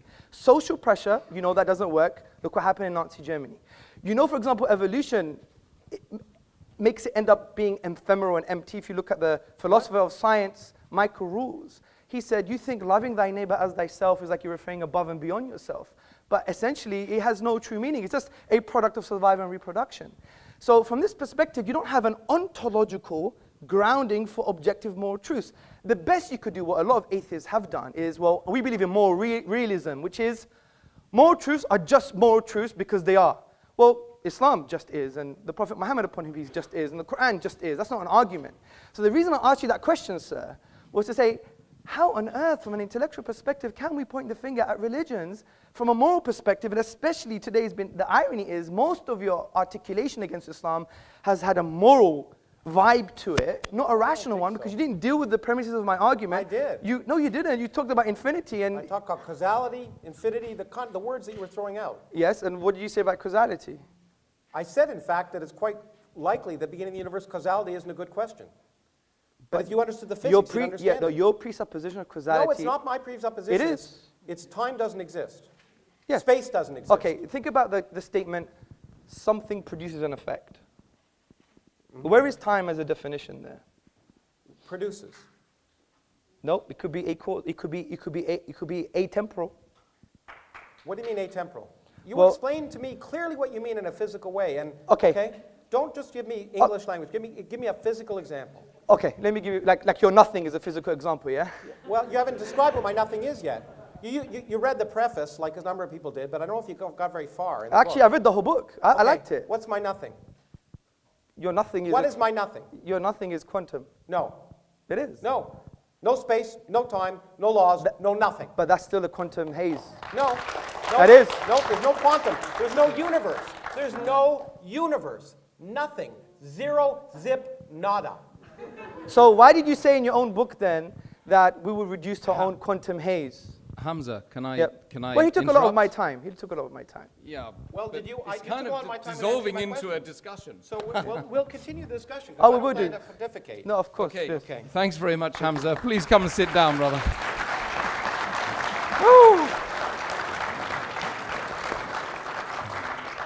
I didn't want to stop you in mid-flow there, but over to Professor. There must be some Greek in Professor Krauss. Look, okay, well, we can continue the discussion because it should be a discussion.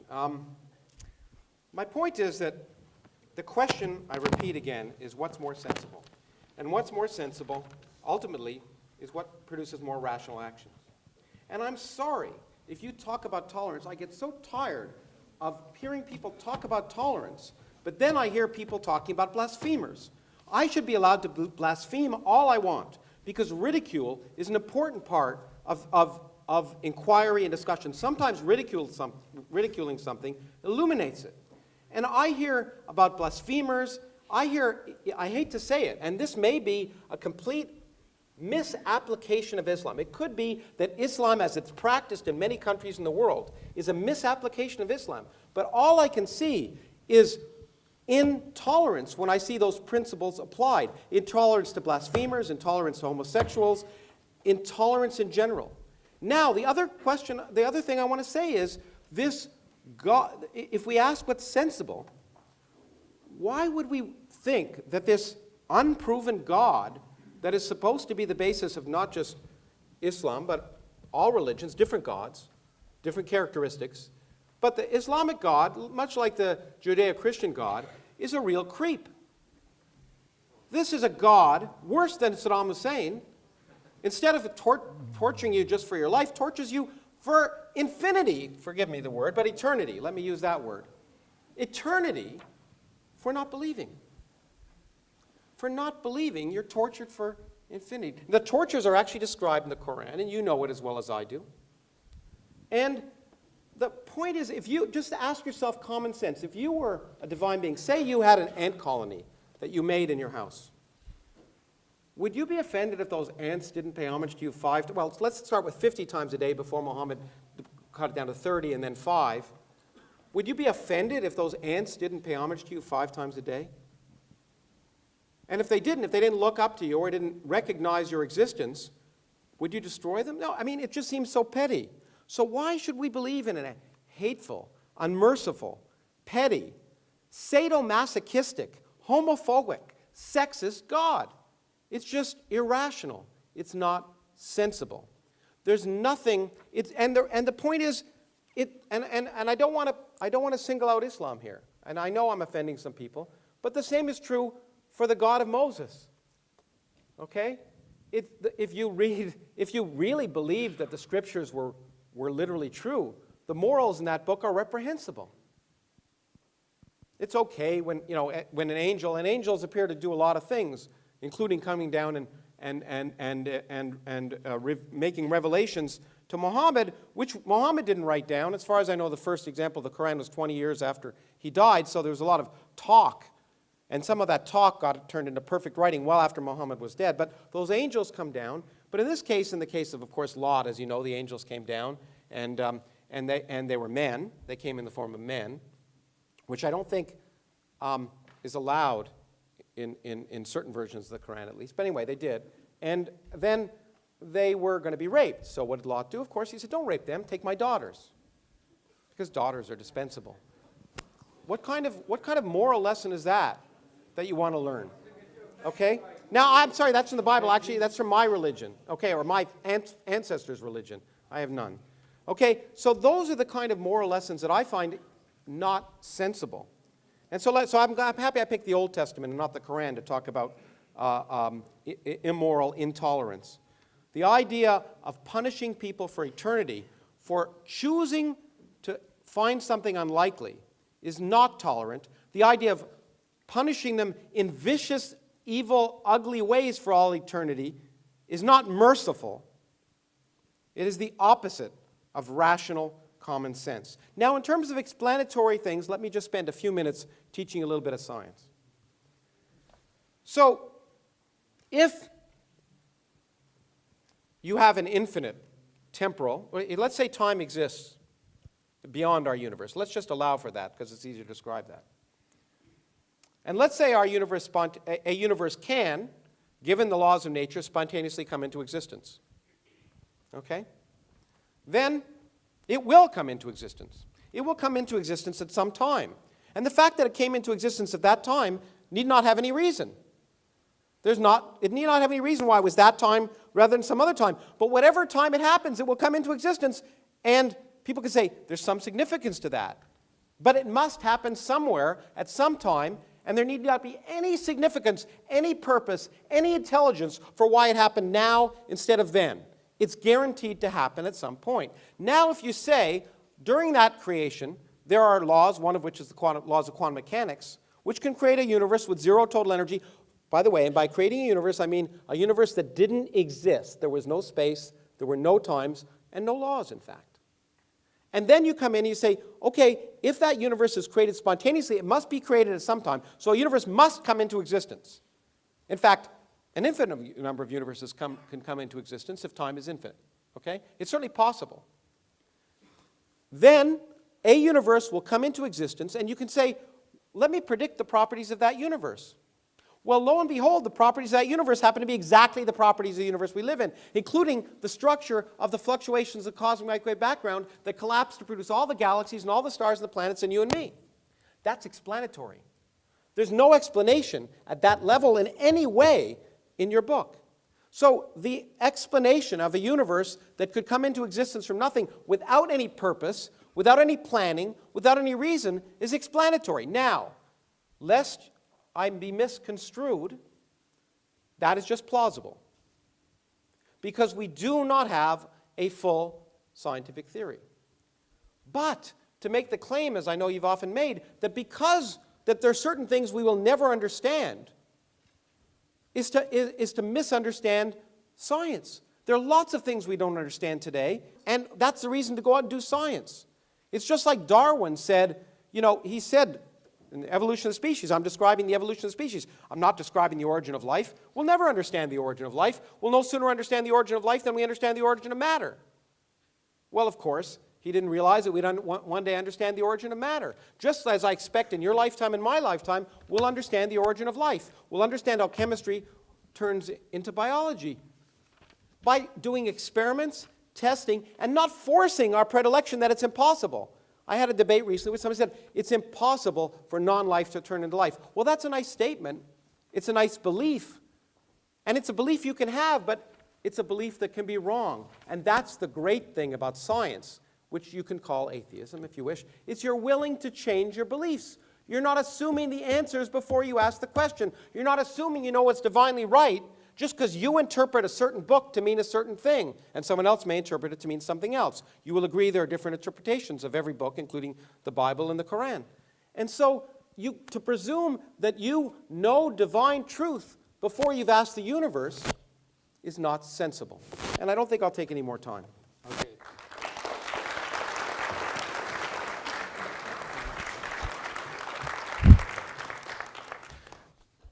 Thank you, Professor Krauss. Now back over to Hamza. 3 minutes it will be, thereabouts. Thank you, Professor. Thank you very much for your presentation. Now,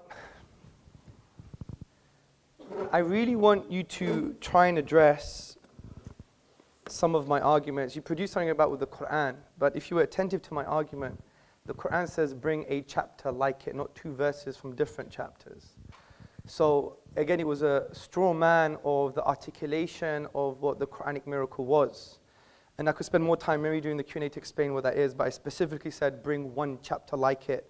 Your computer model, which I like to see evidence of, by the way. But who just decides what's like it? I mean, do you decide or do I? Okay, is that a different question? To me, Shakespeare is more beautiful than the Quran. That's fine. Okay. But, or James Joyce. Yes. He doesn't use iambic I pentameter. understand, sir. Okay. But what you have to understand, sir, is this, is that I repeated maybe more than once, it's not based on aesthetic reception and your opinions on beauty. Who determined it? Well, it's the reality, empirical reality. No, I'm going what's to explain. empirical reality? Let me explain what the argument is again, because from your onset, you've misunderstood it. You thought You it was quoted beauty. people who said it couldn't have been created. But those are just literary scholars. What if I say, yeah, it could be created? Yeah, let me just explain that, because Okay. your first presupposition was based on a falsehood, wasn't it? Yeah? You thought it was aesthetic reception. It's based upon the structural features of the Arabic language. Now, because I only have 2 minutes, I'll continue that in the Q&A, okay? So, also you're saying about that, look, if the universe began, and we could show that maybe empirically or deductively. My focus is on the deduction here. And I don't think you really addressed on the infinite perspective when we said that this is based on axioms and conventions in the mathematical realm of discourse, but in discrete physical parts, as you've admitted in your book, that can't happen. So we have a deductive argument that the universe began, which means it once wasn't there. Ontologically, If there wasn't a cause for that, you wouldn't have the universe in the first place. The second point I like to make. No, there's you see the photon that's lighting you up from that thing? Yes. It didn't exist before it was emitted by the electron. Yes. Okay? It didn't exist. Yes. It wasn't there. And you're saying there's no cause. It wasn't, you know, point is, yeah, I'm saying this, what I'm saying is, there can be physical causes for physical effects. Yes. Okay, but they don't have to be, but God doesn't have to pull the photon up. Just because the photon appears from nothing doesn't require something supernatural. I agree. But okay, so if a universe suddenly comes into second. existence where it wasn't before, it doesn't require something But supernatural. I already gave you a defeater to the argument that you assume that when things begin to exist, they may not require any causes. And that defeater was... Not any purpose. I didn't say cause. I just said if a universe can come into existence by physical causes, Yes. where there's no universe to begin with, it will happen at some time. And your point was I it agree. happened, and therefore there's a reason why it happened, because it happened when it happened. Well, if it didn't happen then, it would have happened some other time, and we would have had this conversation. Let's calm down. You're putting words in my mouth, okay? Okay. What I'm What did saying you to say you, then? I'm not saying things like, I'm not talking about teleology. I'm not talking about there is a purpose behind. Don't use definition. Did you not say our universe came into existence for a cause and there had to be a reason for it? No, I didn't say reason. There had to be a purpose? No, I didn't say that. I said there is a Oh, cause. I thought you said there was an intelligence. You gave a whole long argument. Oh, that's after using conceptual analysis that you agree that there is a uncreated creator or a cause that was uncaused. Now, Well, hold on, but Yeah. forget all that. I just talked about our universe. yes. Are you agreeing with me that our universe doesn't have to have any purpose or reason to create it? No, of course I'm not. I don't agree with you. Well- but that's not my argument. My argument is, deductively, was the universe once absent? Yes. Yes.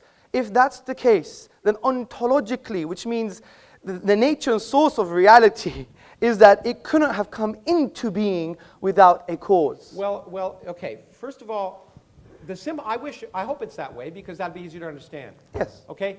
It's possible that it's not that way. Okay? So if it has, and you could take this out of my time if you want, I don't give a damn. The point is that maybe time exists outside of our universe, maybe Yes. it doesn't. Let's just pretend it does, and then our universe came into existence, and there was a physical cause for that.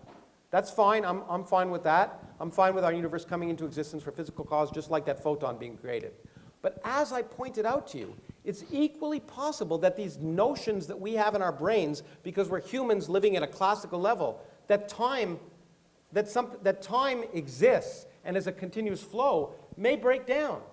And if they break down at t = 0, then any sense of the word cause becomes nonsensical. The word cause is a red herring in your terms. It's not worth discussing. It may not be relevant to the creation of our universe because there may not have been any time before it, and therefore this notion that every cause, every effect has a cause may be irrelevant if there's no time.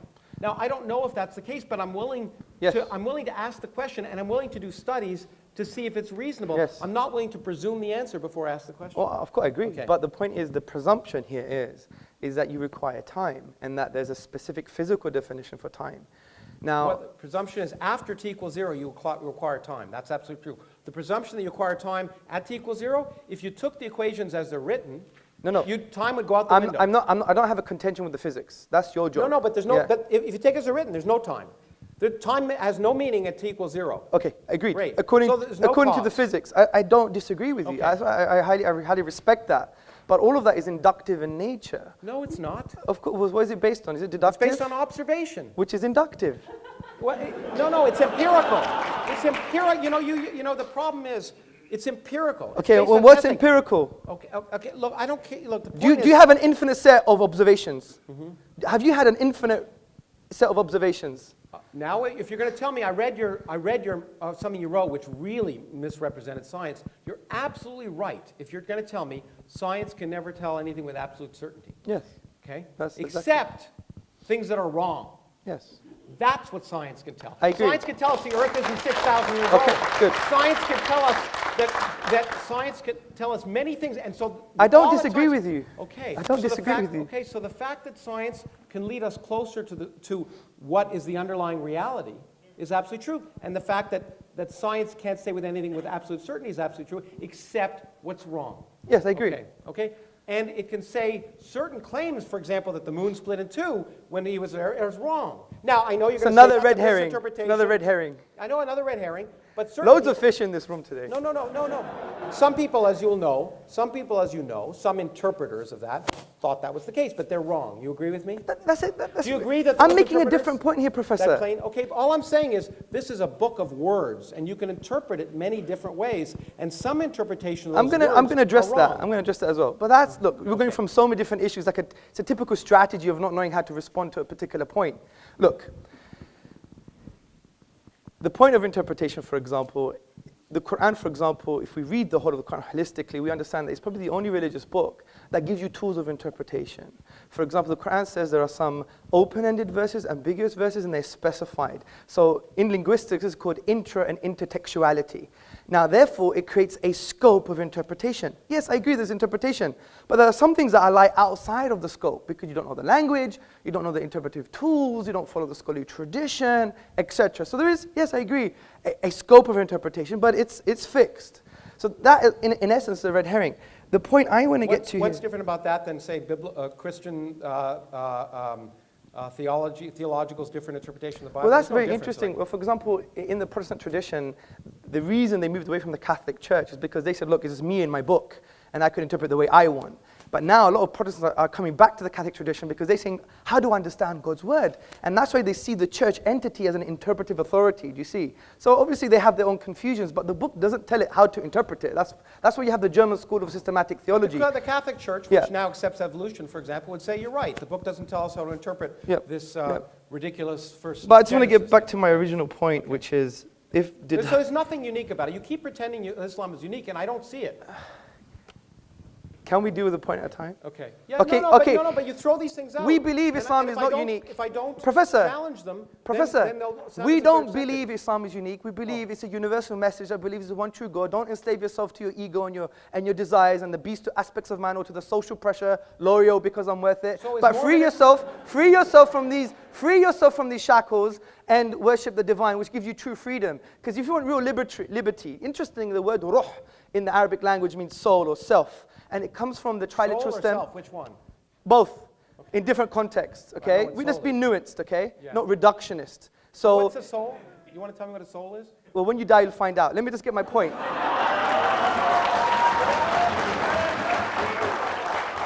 Let me make my point. That's a really bad explanation. Well, come on.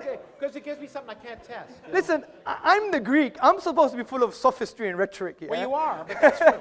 The point I'm trying to say is that the word ruh etymologically shares the same meaning with the word raha, which means liberty and serenity. And interestingly, we all want to seek this type of liberty, but the irony is, from an existential perspective, what does it mean to exist? Who am I? We're all in a state of slavery because your birth, sir, your birth, madam, is just like the American writer once wrote. We're born and then we're sold into slavery. You never chose your birth. Well, it was Rousseau who said that. Man is born free and Yeah, lives but, forever. yeah, enslaved. exactly. Okay, Well done. yeah, Good. yeah. So let me. It wasn't American. Yeah, but He was- let me get poetic here. Yeah. So the point is, we don't choose our birth. I didn't choose I was going to be Greek, looking like a Pakistani.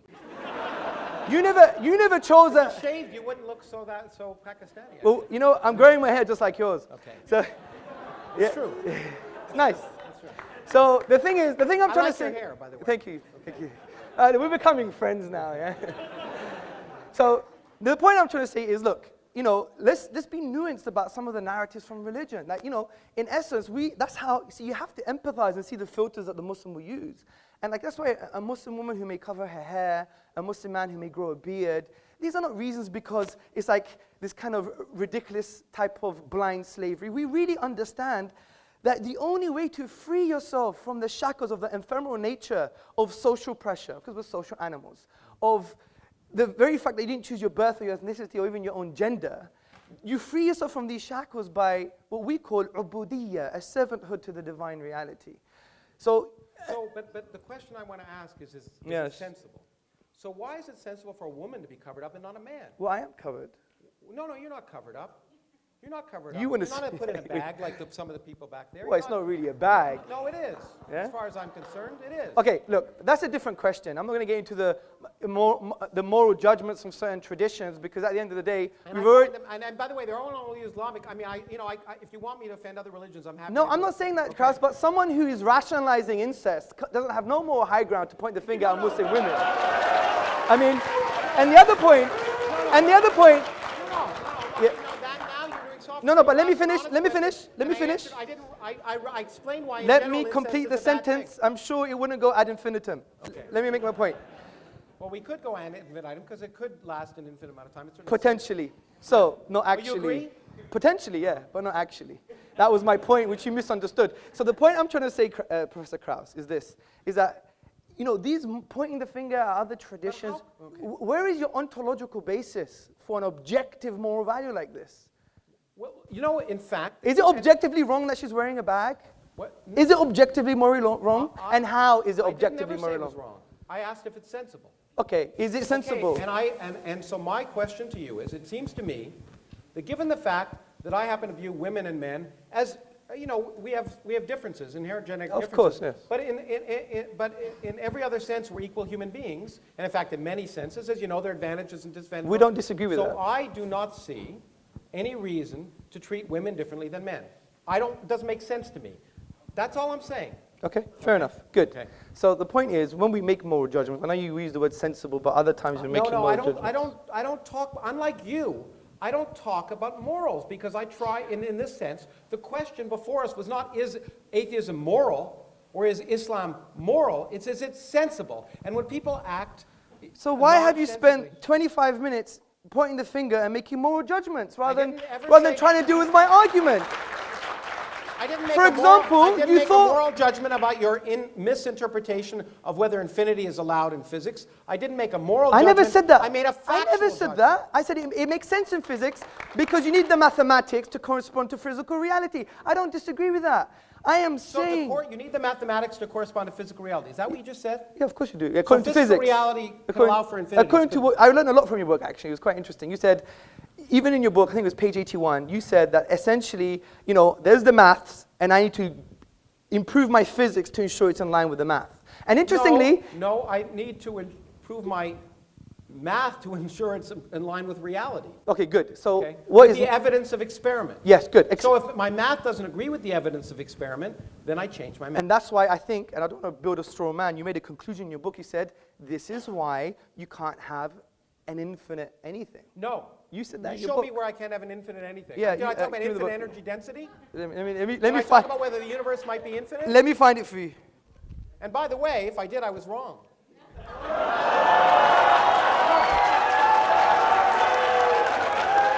I mean, One that, second. That to me, that No, to me- that's that to honorable. me- That is honorable. No, that to me is the worst kind. That's what That's I find honorable. No, that is so honorable. I personally admit. offensive about these arguments is you quote people as if what they say matters. But the great thing about science is there are no authorities. I agree. There are no scientific authorities. Everyone can be wrong, and we all are. That is including- honorable. That is including honorable. The I have people to. who claim to be, including Benedict before he stopped being Pope. Yeah, 1 second. 1 second. Just bear with me. He wanted it here somewhere. No, I'm enjoying Yeah, it. please. No, this is good. This is good. Okay, so here we go. Infinity is not a pleasant quantity, however, at least as far as physicists are concerned, and we try to avoid it whenever possible. Whenever possible. Clearly, the energy of empty space, or anything else for that matter, cannot be physically The infinite. energy of anything. No. You said, Sorry. or anything else for that matter. The energy of anything cannot be physically infinite. Where's that there? The energy of empty space or the energy of anything else. You're cannot be- reading another book now. I wrote that. Well, Mohammed may not be here to talk about the Quran, but I'm here to talk about my book. And you don't even know your own book. And my book says, I repeat. Yes, do I that. repeat. Maybe I should change it into Arabic so you understand it. But the point is, the energy of empty space or the energy of anything else cannot be infinite. Or, Okay? Okay, That's fair enough. what I said. Okay, good. So really, it's suggestive of my point. No. Sorry. It didn't say space cannot be Did you get this infinite. signed, by the way? It didn't say space. Oh, yeah. It didn't say space cannot be infinite or time cannot be infinite. Good. Because they perfectly well can. Okay, good. But there's another point you made. Wait. No, The other point is. I mean, you're making a big mistake to try and talk. No, about my I'm book. not. I'll be happy to. You'll be happy to show me what you said if I misquote you. Listen, Okay. Professor Krauss, I can only read your words when Well- you say, or anything else for that matter, means or anything else. But I know I shouldn't have. I know. Was that paragraph about energy? Yeah, but Okay, just ask me. also there's a context now. But when it comes to religion, there is no context. No, there is. But when it comes to physics, there's a context. No, I talked to you about the fact that different interpretations lead. Fair enough. in your- I in the agree. Quran. I Different agree. people have interpreted the Quran incorrectly. I agree, Professor Krauss. But listen to this. What you have to understand is this. Do you agree that the universe started at a finite time ago?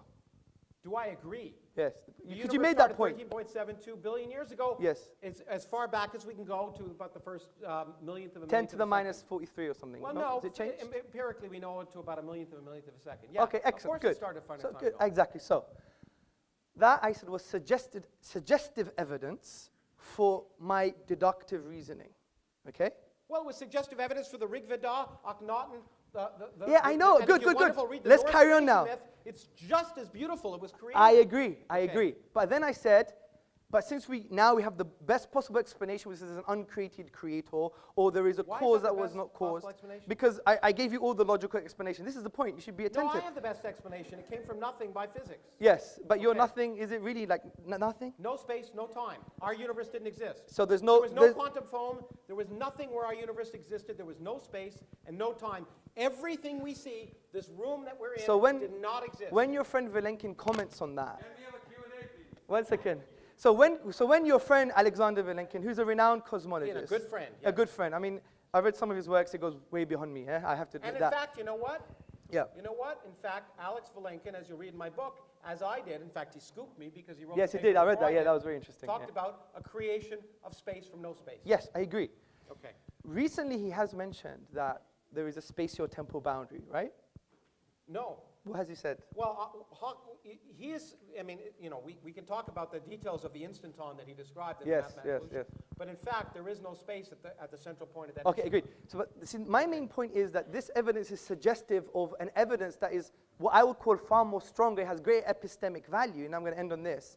Because it has greater epistemic value, because as you admitted, the inductive method doesn't lead to certain conclusions, whereas the deductive method leads to certainty. Now, you can't get it all the time. Wrong. But no, if the premises... I can be certain about something be wrong. Can you? Yeah, Can you? I agree. But Okay. Krauss, if the premises are sound and the logic is valid, it's still certain. You still What if have the to prove universe to doesn't me... respect your logic? Yeah, but Krauss, Professor Krauss, you still have to prove to me that the deductive logic I used is unsound or not valid, and you haven't done that. Well, Okay. if you don't think I have, I do. Okay, I'm really sorry to interrupt you, Professor Krauss, Hamza. You're going at it hammer and tongs, but there's a whole bunch of guys out there who want to sort of have a say, okay? Okay, guys, settle down. We're going to get the first question right now. Okay, my first question is to Professor Krauss, and this is just to sort out the sort of the whole thing we were talking about. I just opened up your page and it says, nothing is something. There you go. That's the title of a chapter. That's the title of the chapter, nothing is something, right? And you know what I meant? No, by and that? I'm going to ask my second question now. Okay. Your whole book is based on mathematics, and mathematics, as you know, is based on No, deduction. it's based on evidence. Okay, and you use mathematics throughout your book, and you say deductive. Show me the equations in my book. Show me the equations. Are there equations? Yes, they are. Well, there are one or two. The book's 200 pages long. Okay, let me just ask my I may have question. said My equals first MC question squared. was, you said nothing is something as soon as you open the book. Yeah. Secondly, you said deductive method, deduction doesn't work, and maths is based upon deduction. No, I said it may not work. No, you said it in the opening. Deduction doesn't work, and your book is full of mathematics and deduction. Mathematics is based upon deduction. So how do you... it's actually a good introduction to logical fallacies. Professor, you want to say something? Yeah, okay. I mean, these rhetorical things are so ridiculous, but okay. I like catchy phrases. And when I said nothing is something, it's a chapter title. My point, which many philosophers don't understand, and I guess, anyway, is that nothing is a physical quantity. It's not a philosophical quantity. It's not an imaginary quantity. Nothing in physics is the absence of something. So therefore, to understand what nothing is, you first have to ask the question, what is something? And to do that requires a lot of work. It's required all of the work of the 20th century of a lot of bright people, experimentalists and physicists. So what I tried to do is explain what we mean by something so that people could actually learn what you mean by the absence of something. I tried to be very clear and accurate. So it was just, in fact, since I wasn't trying to convince people of anything, I was just trying to explain it. The point is, in physics, nothing is the absence of something. So to understand what the absence of something is, you have to describe, you have to know what something is to know what the absence of that thing is, first. Secondly, mathematics is mathematics. You're absolutely right. But physics isn't mathematics. I did a degree in mathematics, and I did a degree in physics. I learned I wasn't a mathematician. And more importantly, I learned many of the best mathematician colleagues of mine weren't physicists.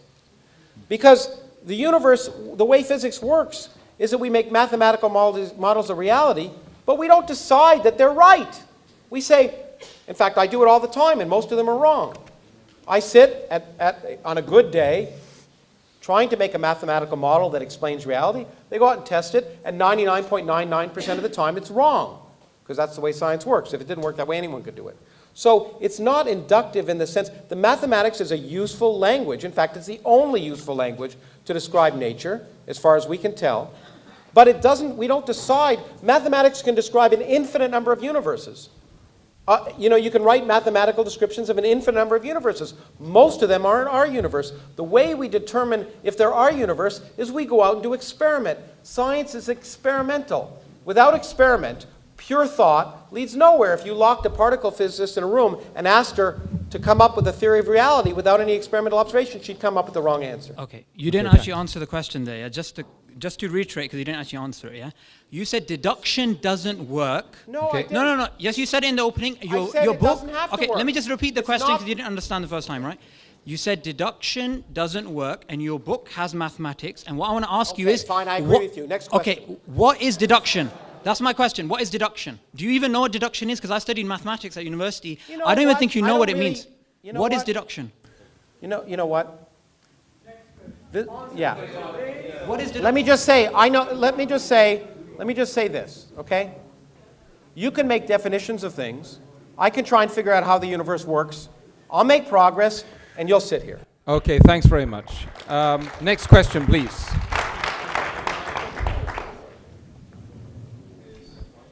Hi, my question is to Hamza, and it's about the things he said about science and Islam. He's done a research paper on embryology within the Quran, and the idea that I'm getting is that, it's sort of better to actually understand Arabic more to get more scientific ideas out of the Quran. But where is the LHC equivalent in terms of Islam? Where's that? What is the LHC equivalent? LHC, Large Hadron so you're talking- Collider equivalent. Large Hadron Okay, Collider. in Islam. Yes, or genomics. I mean, wouldn't it be a better idea just to study the Quran and come out with these results? Okay. And when can we see That's those a good big question. results? The first point is that essay that was written wasn't to show that the Quran gives science. If you read the essay, it basically says the Quran is very general and at most places concerning science quite ambiguous. Now in Islamic theology, these verses are what we call teleological. They're there for specific ends, just to make you think. Like frankly, only someone really silly is going to think that you're going to find quantum physics and embryology in a holy book. Because that's not the divine, that's not the will of the Creator. And St. Augustine said for the Bible, too. The Bible isn't scientific. Yeah, but it's not a scientific book. Yeah, anyone like says it should Al-Shatibi, he was a theologian, and he said, look, this book, the Quran, is there to make you think about the most important questions about life, man, life, and the universe. Who am I? Whose am I? Why am I? For whom am I? These existential questions. And I yes, agree with that, by the way. I think it probably is that. thank you, sir. Okay. So the point I'm trying to make here from the embryology perspective is to show not that the Quran is scientific per se, but that its language is not representative of a 7th century science. That was my main point. So it's got nothing to do with the fact... Wouldn't there be more? Sorry? Wouldn't there be more science in there? No, but why should there be? My main... No, but Well, in some cases there is, but not in terms of here are the details. It's more like, you know the unique thing about the Quranic discourse, for example, when it talks about natural phenomena, it will present a word, for example, and that word will have a scope of meaning.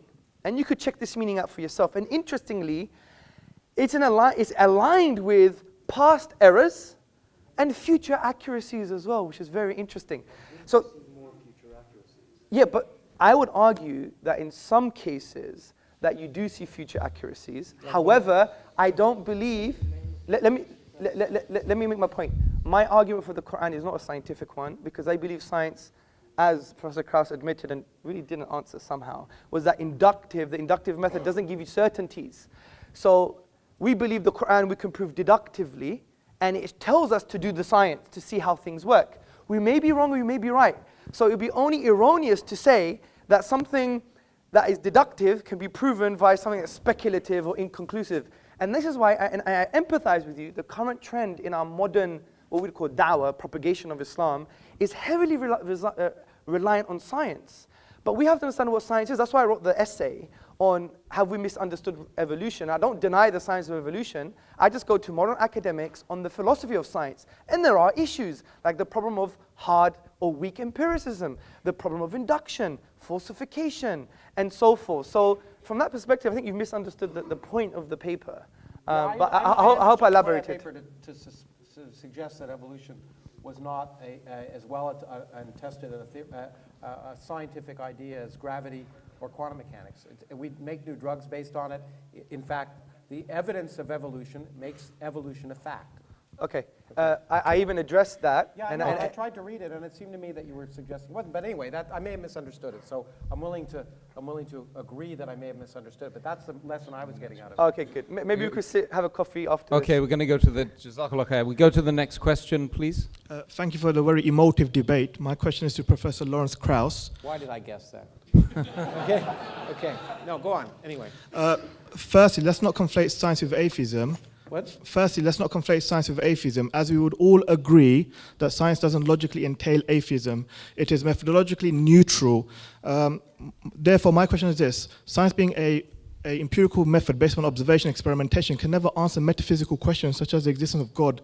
So then it would arise, how do you, as an atheist, maintain your position? Because you've said, for example, empirically speaking, we can't say God exists or does not exist. Rationally, deductive, you already ruled out. Therefore, how can you rationally justify your belief? How can you say it's common sense and nonsensical, please? Thank you very much. It's a good question. Okay, I should clarify that. I think it's a very good question. And so, yeah, let me clarify that question.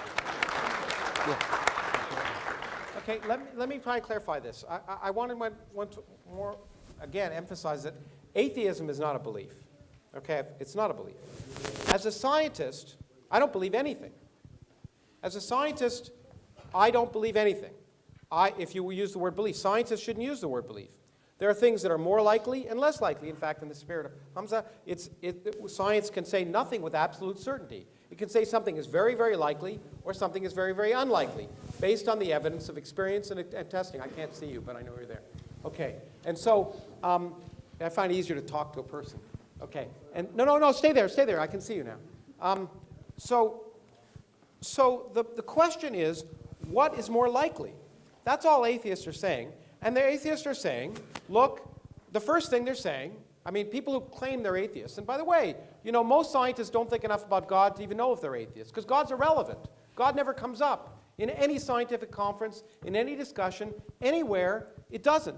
Because, in fact, we're just trying to figure out how the universe works. You're absolutely right also to the fact that I want to stress one more time, that science, and I may slightly differ with my friend Richard Dawkins about this, I don't think a lot, science does not require atheism. And the proof of that is empirical, since I believe empirical proof. I have several colleagues of mine who are very good scientists who aren't atheists. Therefore, since they're very good scientists and they're also not atheists, science doesn't require atheism. Now, people can hold contradictory ideas at the same time. That's one of the reasons. But science can never disprove purpose in the universe.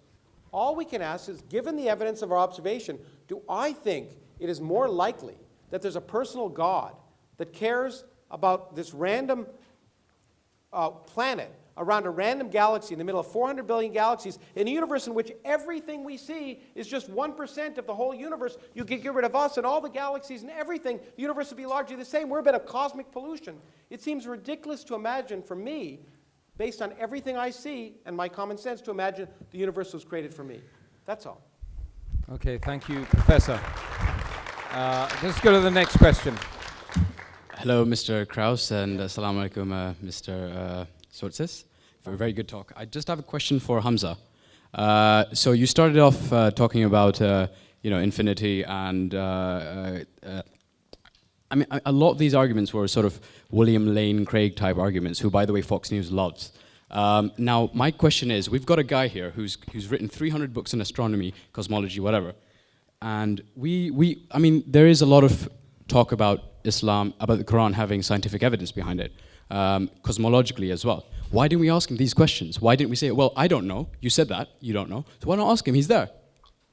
I mean, why not? This is a forum for conversation. Why didn't we have, well, I didn't hear one time, except for when you mentioned quantum vacuum, where he explained to you what quantum vacuum is. Yes. Like, other than that, I didn't hear anything, so I'm really interested as to why that conversation didn't happen in here. Because my argument wasn't a scientific one. But I could do that in Starbucks or hold on, for the hold on. leftists amongst you in Trying to pretend another it's coffee scientific, shop. Just like William Lane Craig often tries to No. use the evidence of the Big Bang. No, let's be attentive to my argument. It wasn't a key premise. Yeah, it was. absolutely. I even Well, repeated. I guarantee you, I agree with you, it was not scientific at Yeah. all. Exactly. Well done. So, my point was, it was just suggestive. You're right, it was If you suggestive. remove that argument, you still have my deductive argument that hasn't been addressed. no, I know. Yeah. What I'm saying is, then why did you use the linguistic argument? Why not this, like the? Because there's so many arguments. I don't hold the view. I don't hold the view that the scientific argument per se is strong enough to become a deductive Right. So it has to be argument. linguistic. So let's make No, this there's clear, many because others. There's this is historical, a- there's numerical. this is a- I could give them to I'll you go. now. Historical is also based on evidence. Let me make this clear, because it could be a real difference, and it should just represent our fundamental differences. Yeah, of course. You don't believe that your beliefs should conform to the evidence of reality. No, of course not. Okay. I don't. Good. That. Okay, No, but good. you're. Well, that's fine. But That's a Krauss, fundamental difference. you just even agreed that science itself, which we love and we think is a mercy from the divine reality to use, that has correlated verses indicating we must use reality and be empirical.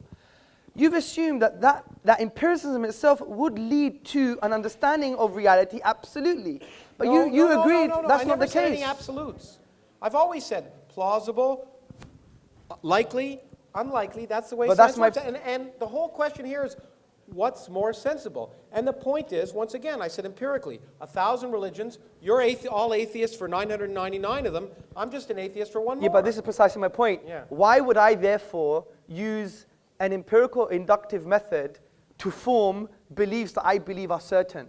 That would be obnoxious of me. So what I do is, if I believe something is so certain as the existence of the divine and the miraculous nature of the Quran, I'm not going to use an inductive method which if is you're- speculative and probabilistic, which you would even agree ranges from 0 to 99%. I would have to rely heavily on what you would call other methods, epistemic routes to knowledge, such as deduction. And are There's they nothing, sensible? Well, and they are sensible. And here's the question, as They Carl are. Sagan would have said, extraordinary claims require extraordinary evidence. And the claim that you're absolutely certain of the truth, that you personally are absolutely certain of the truth, is a remarkable claim. No. And the evidence you presented Straw man. was not Straw yours. man. I'm absolutely certain of very basic truths, and this is called epistemic foundationism. No, I don't have that presumption. I'm Yeah. not that presumptuous. Well, you obviously have a presumption that induction works. That's the truth No, in I itself. don't have the presumption that I know the truth. Let's Okay. presume there's more questions as well. Okay, let's go. Hi, my question is for Hamza.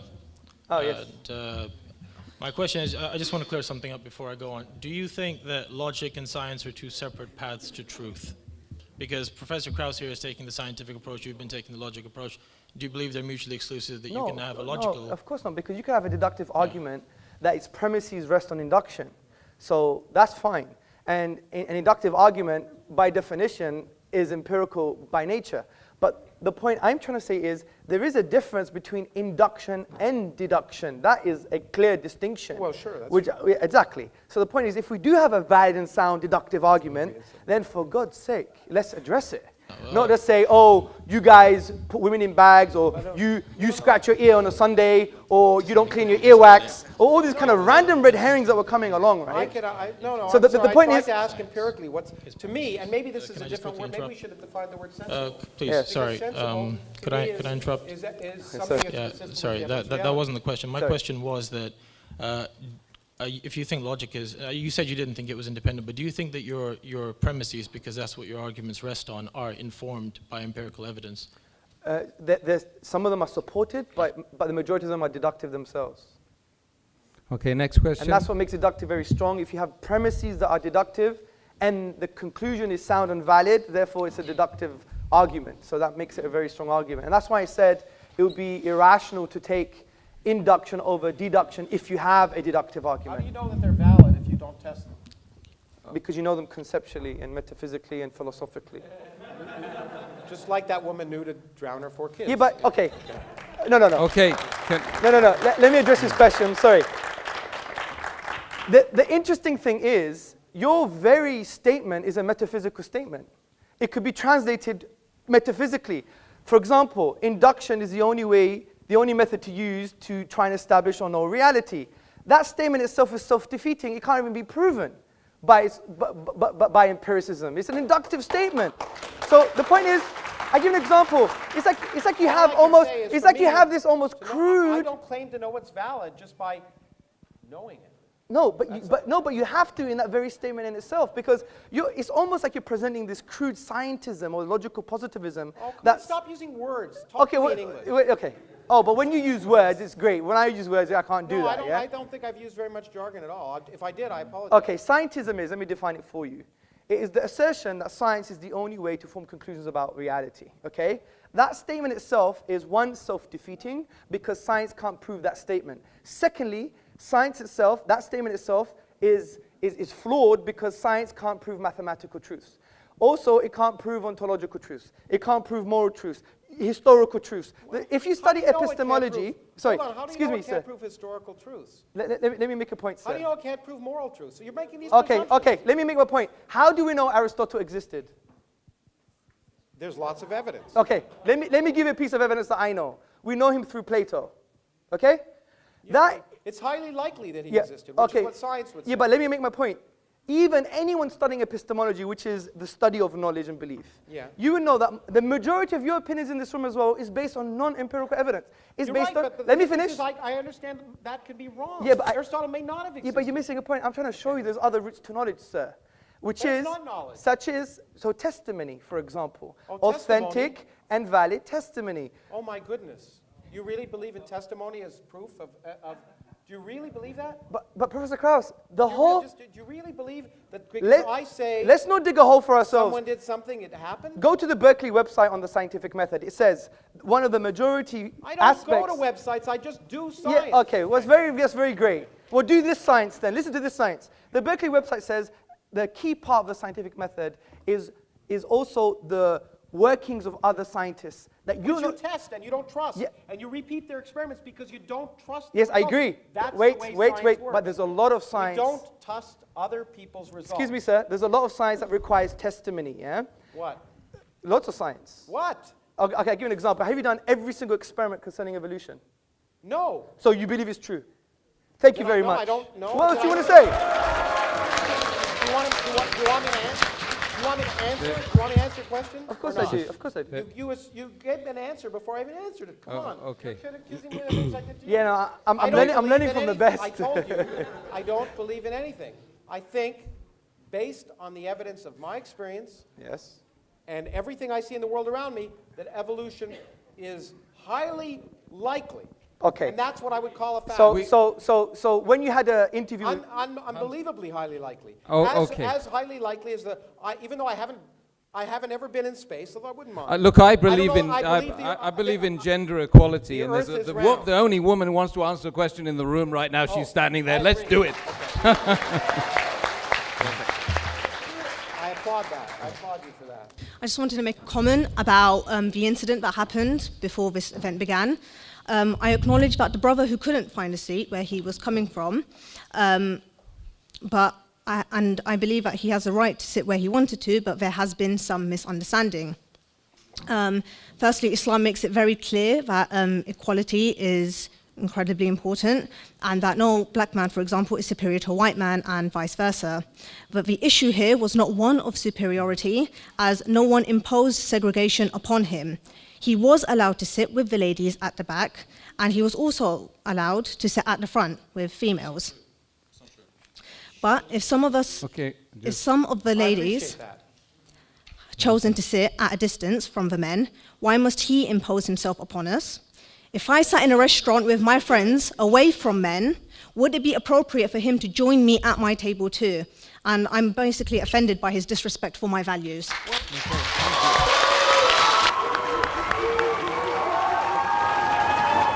Okay. Let me respond, although I'm not the organizers. Let me respond. Look, the point is, as I said, I don't think people should be uncomfortable, okay?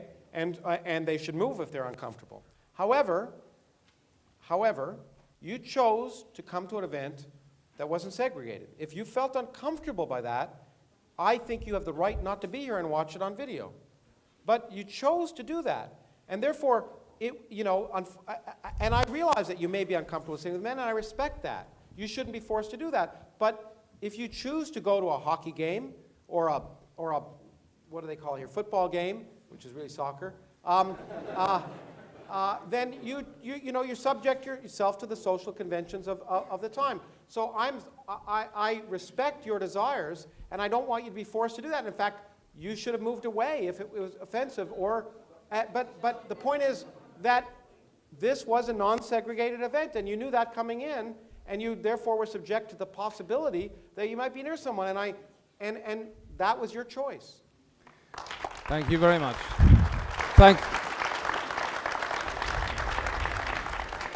Okay, thank you very much. Thank you very much. You guys, mashallah. Oh, sorry. Don't be sorry. I've been sitting on the fence the whole night, you see. It doesn't offend okay, it's painful sitting on fences. Hamza and Professor Krauss, I think you guys have been amazing tonight. Don't you think? I don't think so.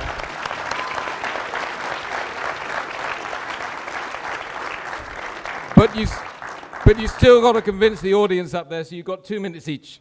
Oh, well, no, I mean, I'm glad we had more dialogue than, as I once said, because I just think the debate format is a stupid format. Forgive me. It just doesn't lead to the kind of interaction. Actually, there's been some positives that have come out of the fact when Hamza and I have talked that have been much more positive than when people make these rhetorical long statements and trying to find things and try and sneak the other person into some logical contradiction. It's just not good for education. My intent, and I'm sure I've offended people here, my intent was not to offend. I always offend, and I offend some of my scientific colleagues too. My intent was just to raise questions and encourage people to think about issues. And for that, I hope that some of the statements I've made will cause people to think. And indeed, my whole point is that given access to information, and I believe you should get access to information about the world really works, which is why I write scientific books and I speak, because I think these are some of those beautiful ideas people have ever come up with, that we shouldn't be afraid of them, we shouldn't fear them, we shouldn't view them as if they offend our beliefs, that's a good thing, because it means our beliefs are wrong. And that, as I say to students all the time, is the greatest gift we can have. Changing our minds and learning is what's produced the progress that allows this room to happen, that allows these video cameras to be recording things. So I just hope that as I hope I am willing to change my beliefs or change my mind in the presence of evidence and get information, that I hope that some of the things I've said have spurred your thinking, and I certainly don't want to convert you into anything.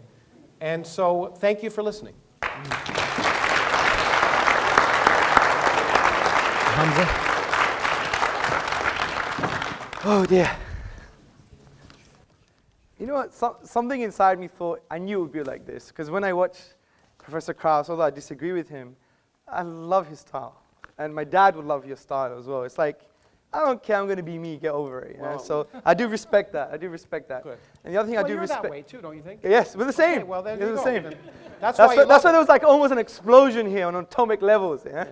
I mean, interestingly, we have a lot in common. We both like Star Trek.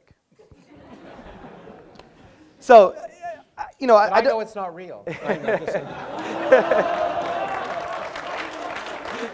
Sorry, I couldn't. You gave me the line. Yeah, I You give gave me him the that line. one. I give him that one. I give him that one. Okay, good. Right. So, first and foremost, I think there wasn't much discussion on the definition of a miracle that I presented. I think maybe we should have more useful discussion on maybe the coherent definition that we presented. Concerning the literary form is unique. Again, I think there was a misunderstanding between aesthetic reception and unique literary form, and the computer analysis that was brought as an example wasn't based on a whole chapter, which is based on the inimitability of the Quranic discourse.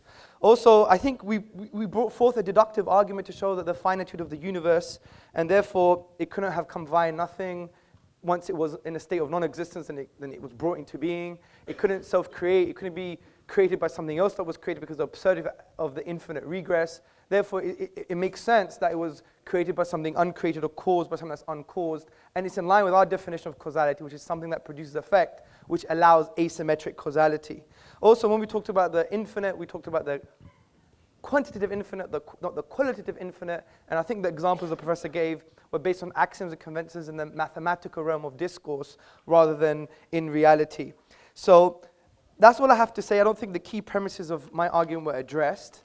And I think it shows the veracity of Islam from that perspective, because if it was so wrong and so rubbish and so nonsensical, we would have had a strong counter-argument from that perspective. But this is going to be unaddressed until the Day of Judgment, I believe. But I think what we all have to learn is that, you know what? We can sit on a table. We can speak together. We may be angry and rhetorical. And by the way, I so apologize if I offended anyone, especially Professor Krauss. I did say things that I shouldn't have said for a highly respected, for a highly respected academic like himself. So we have to humble ourselves for his achievements. And some of the words I used were not appropriate, even though they may have sounded nice rhetorically, but that's a different issue. The point is, you know, at the end of the day, let's be human. Let's connect with one another without presuppositions.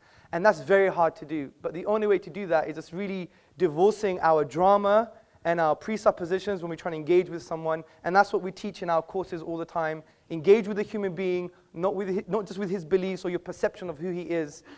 We didn't quite get there today, but you know what? It's the beginning. God bless you all. Sizameni ukwenza ngokuhle sisaziphilela lo mhlaba. Make sizameni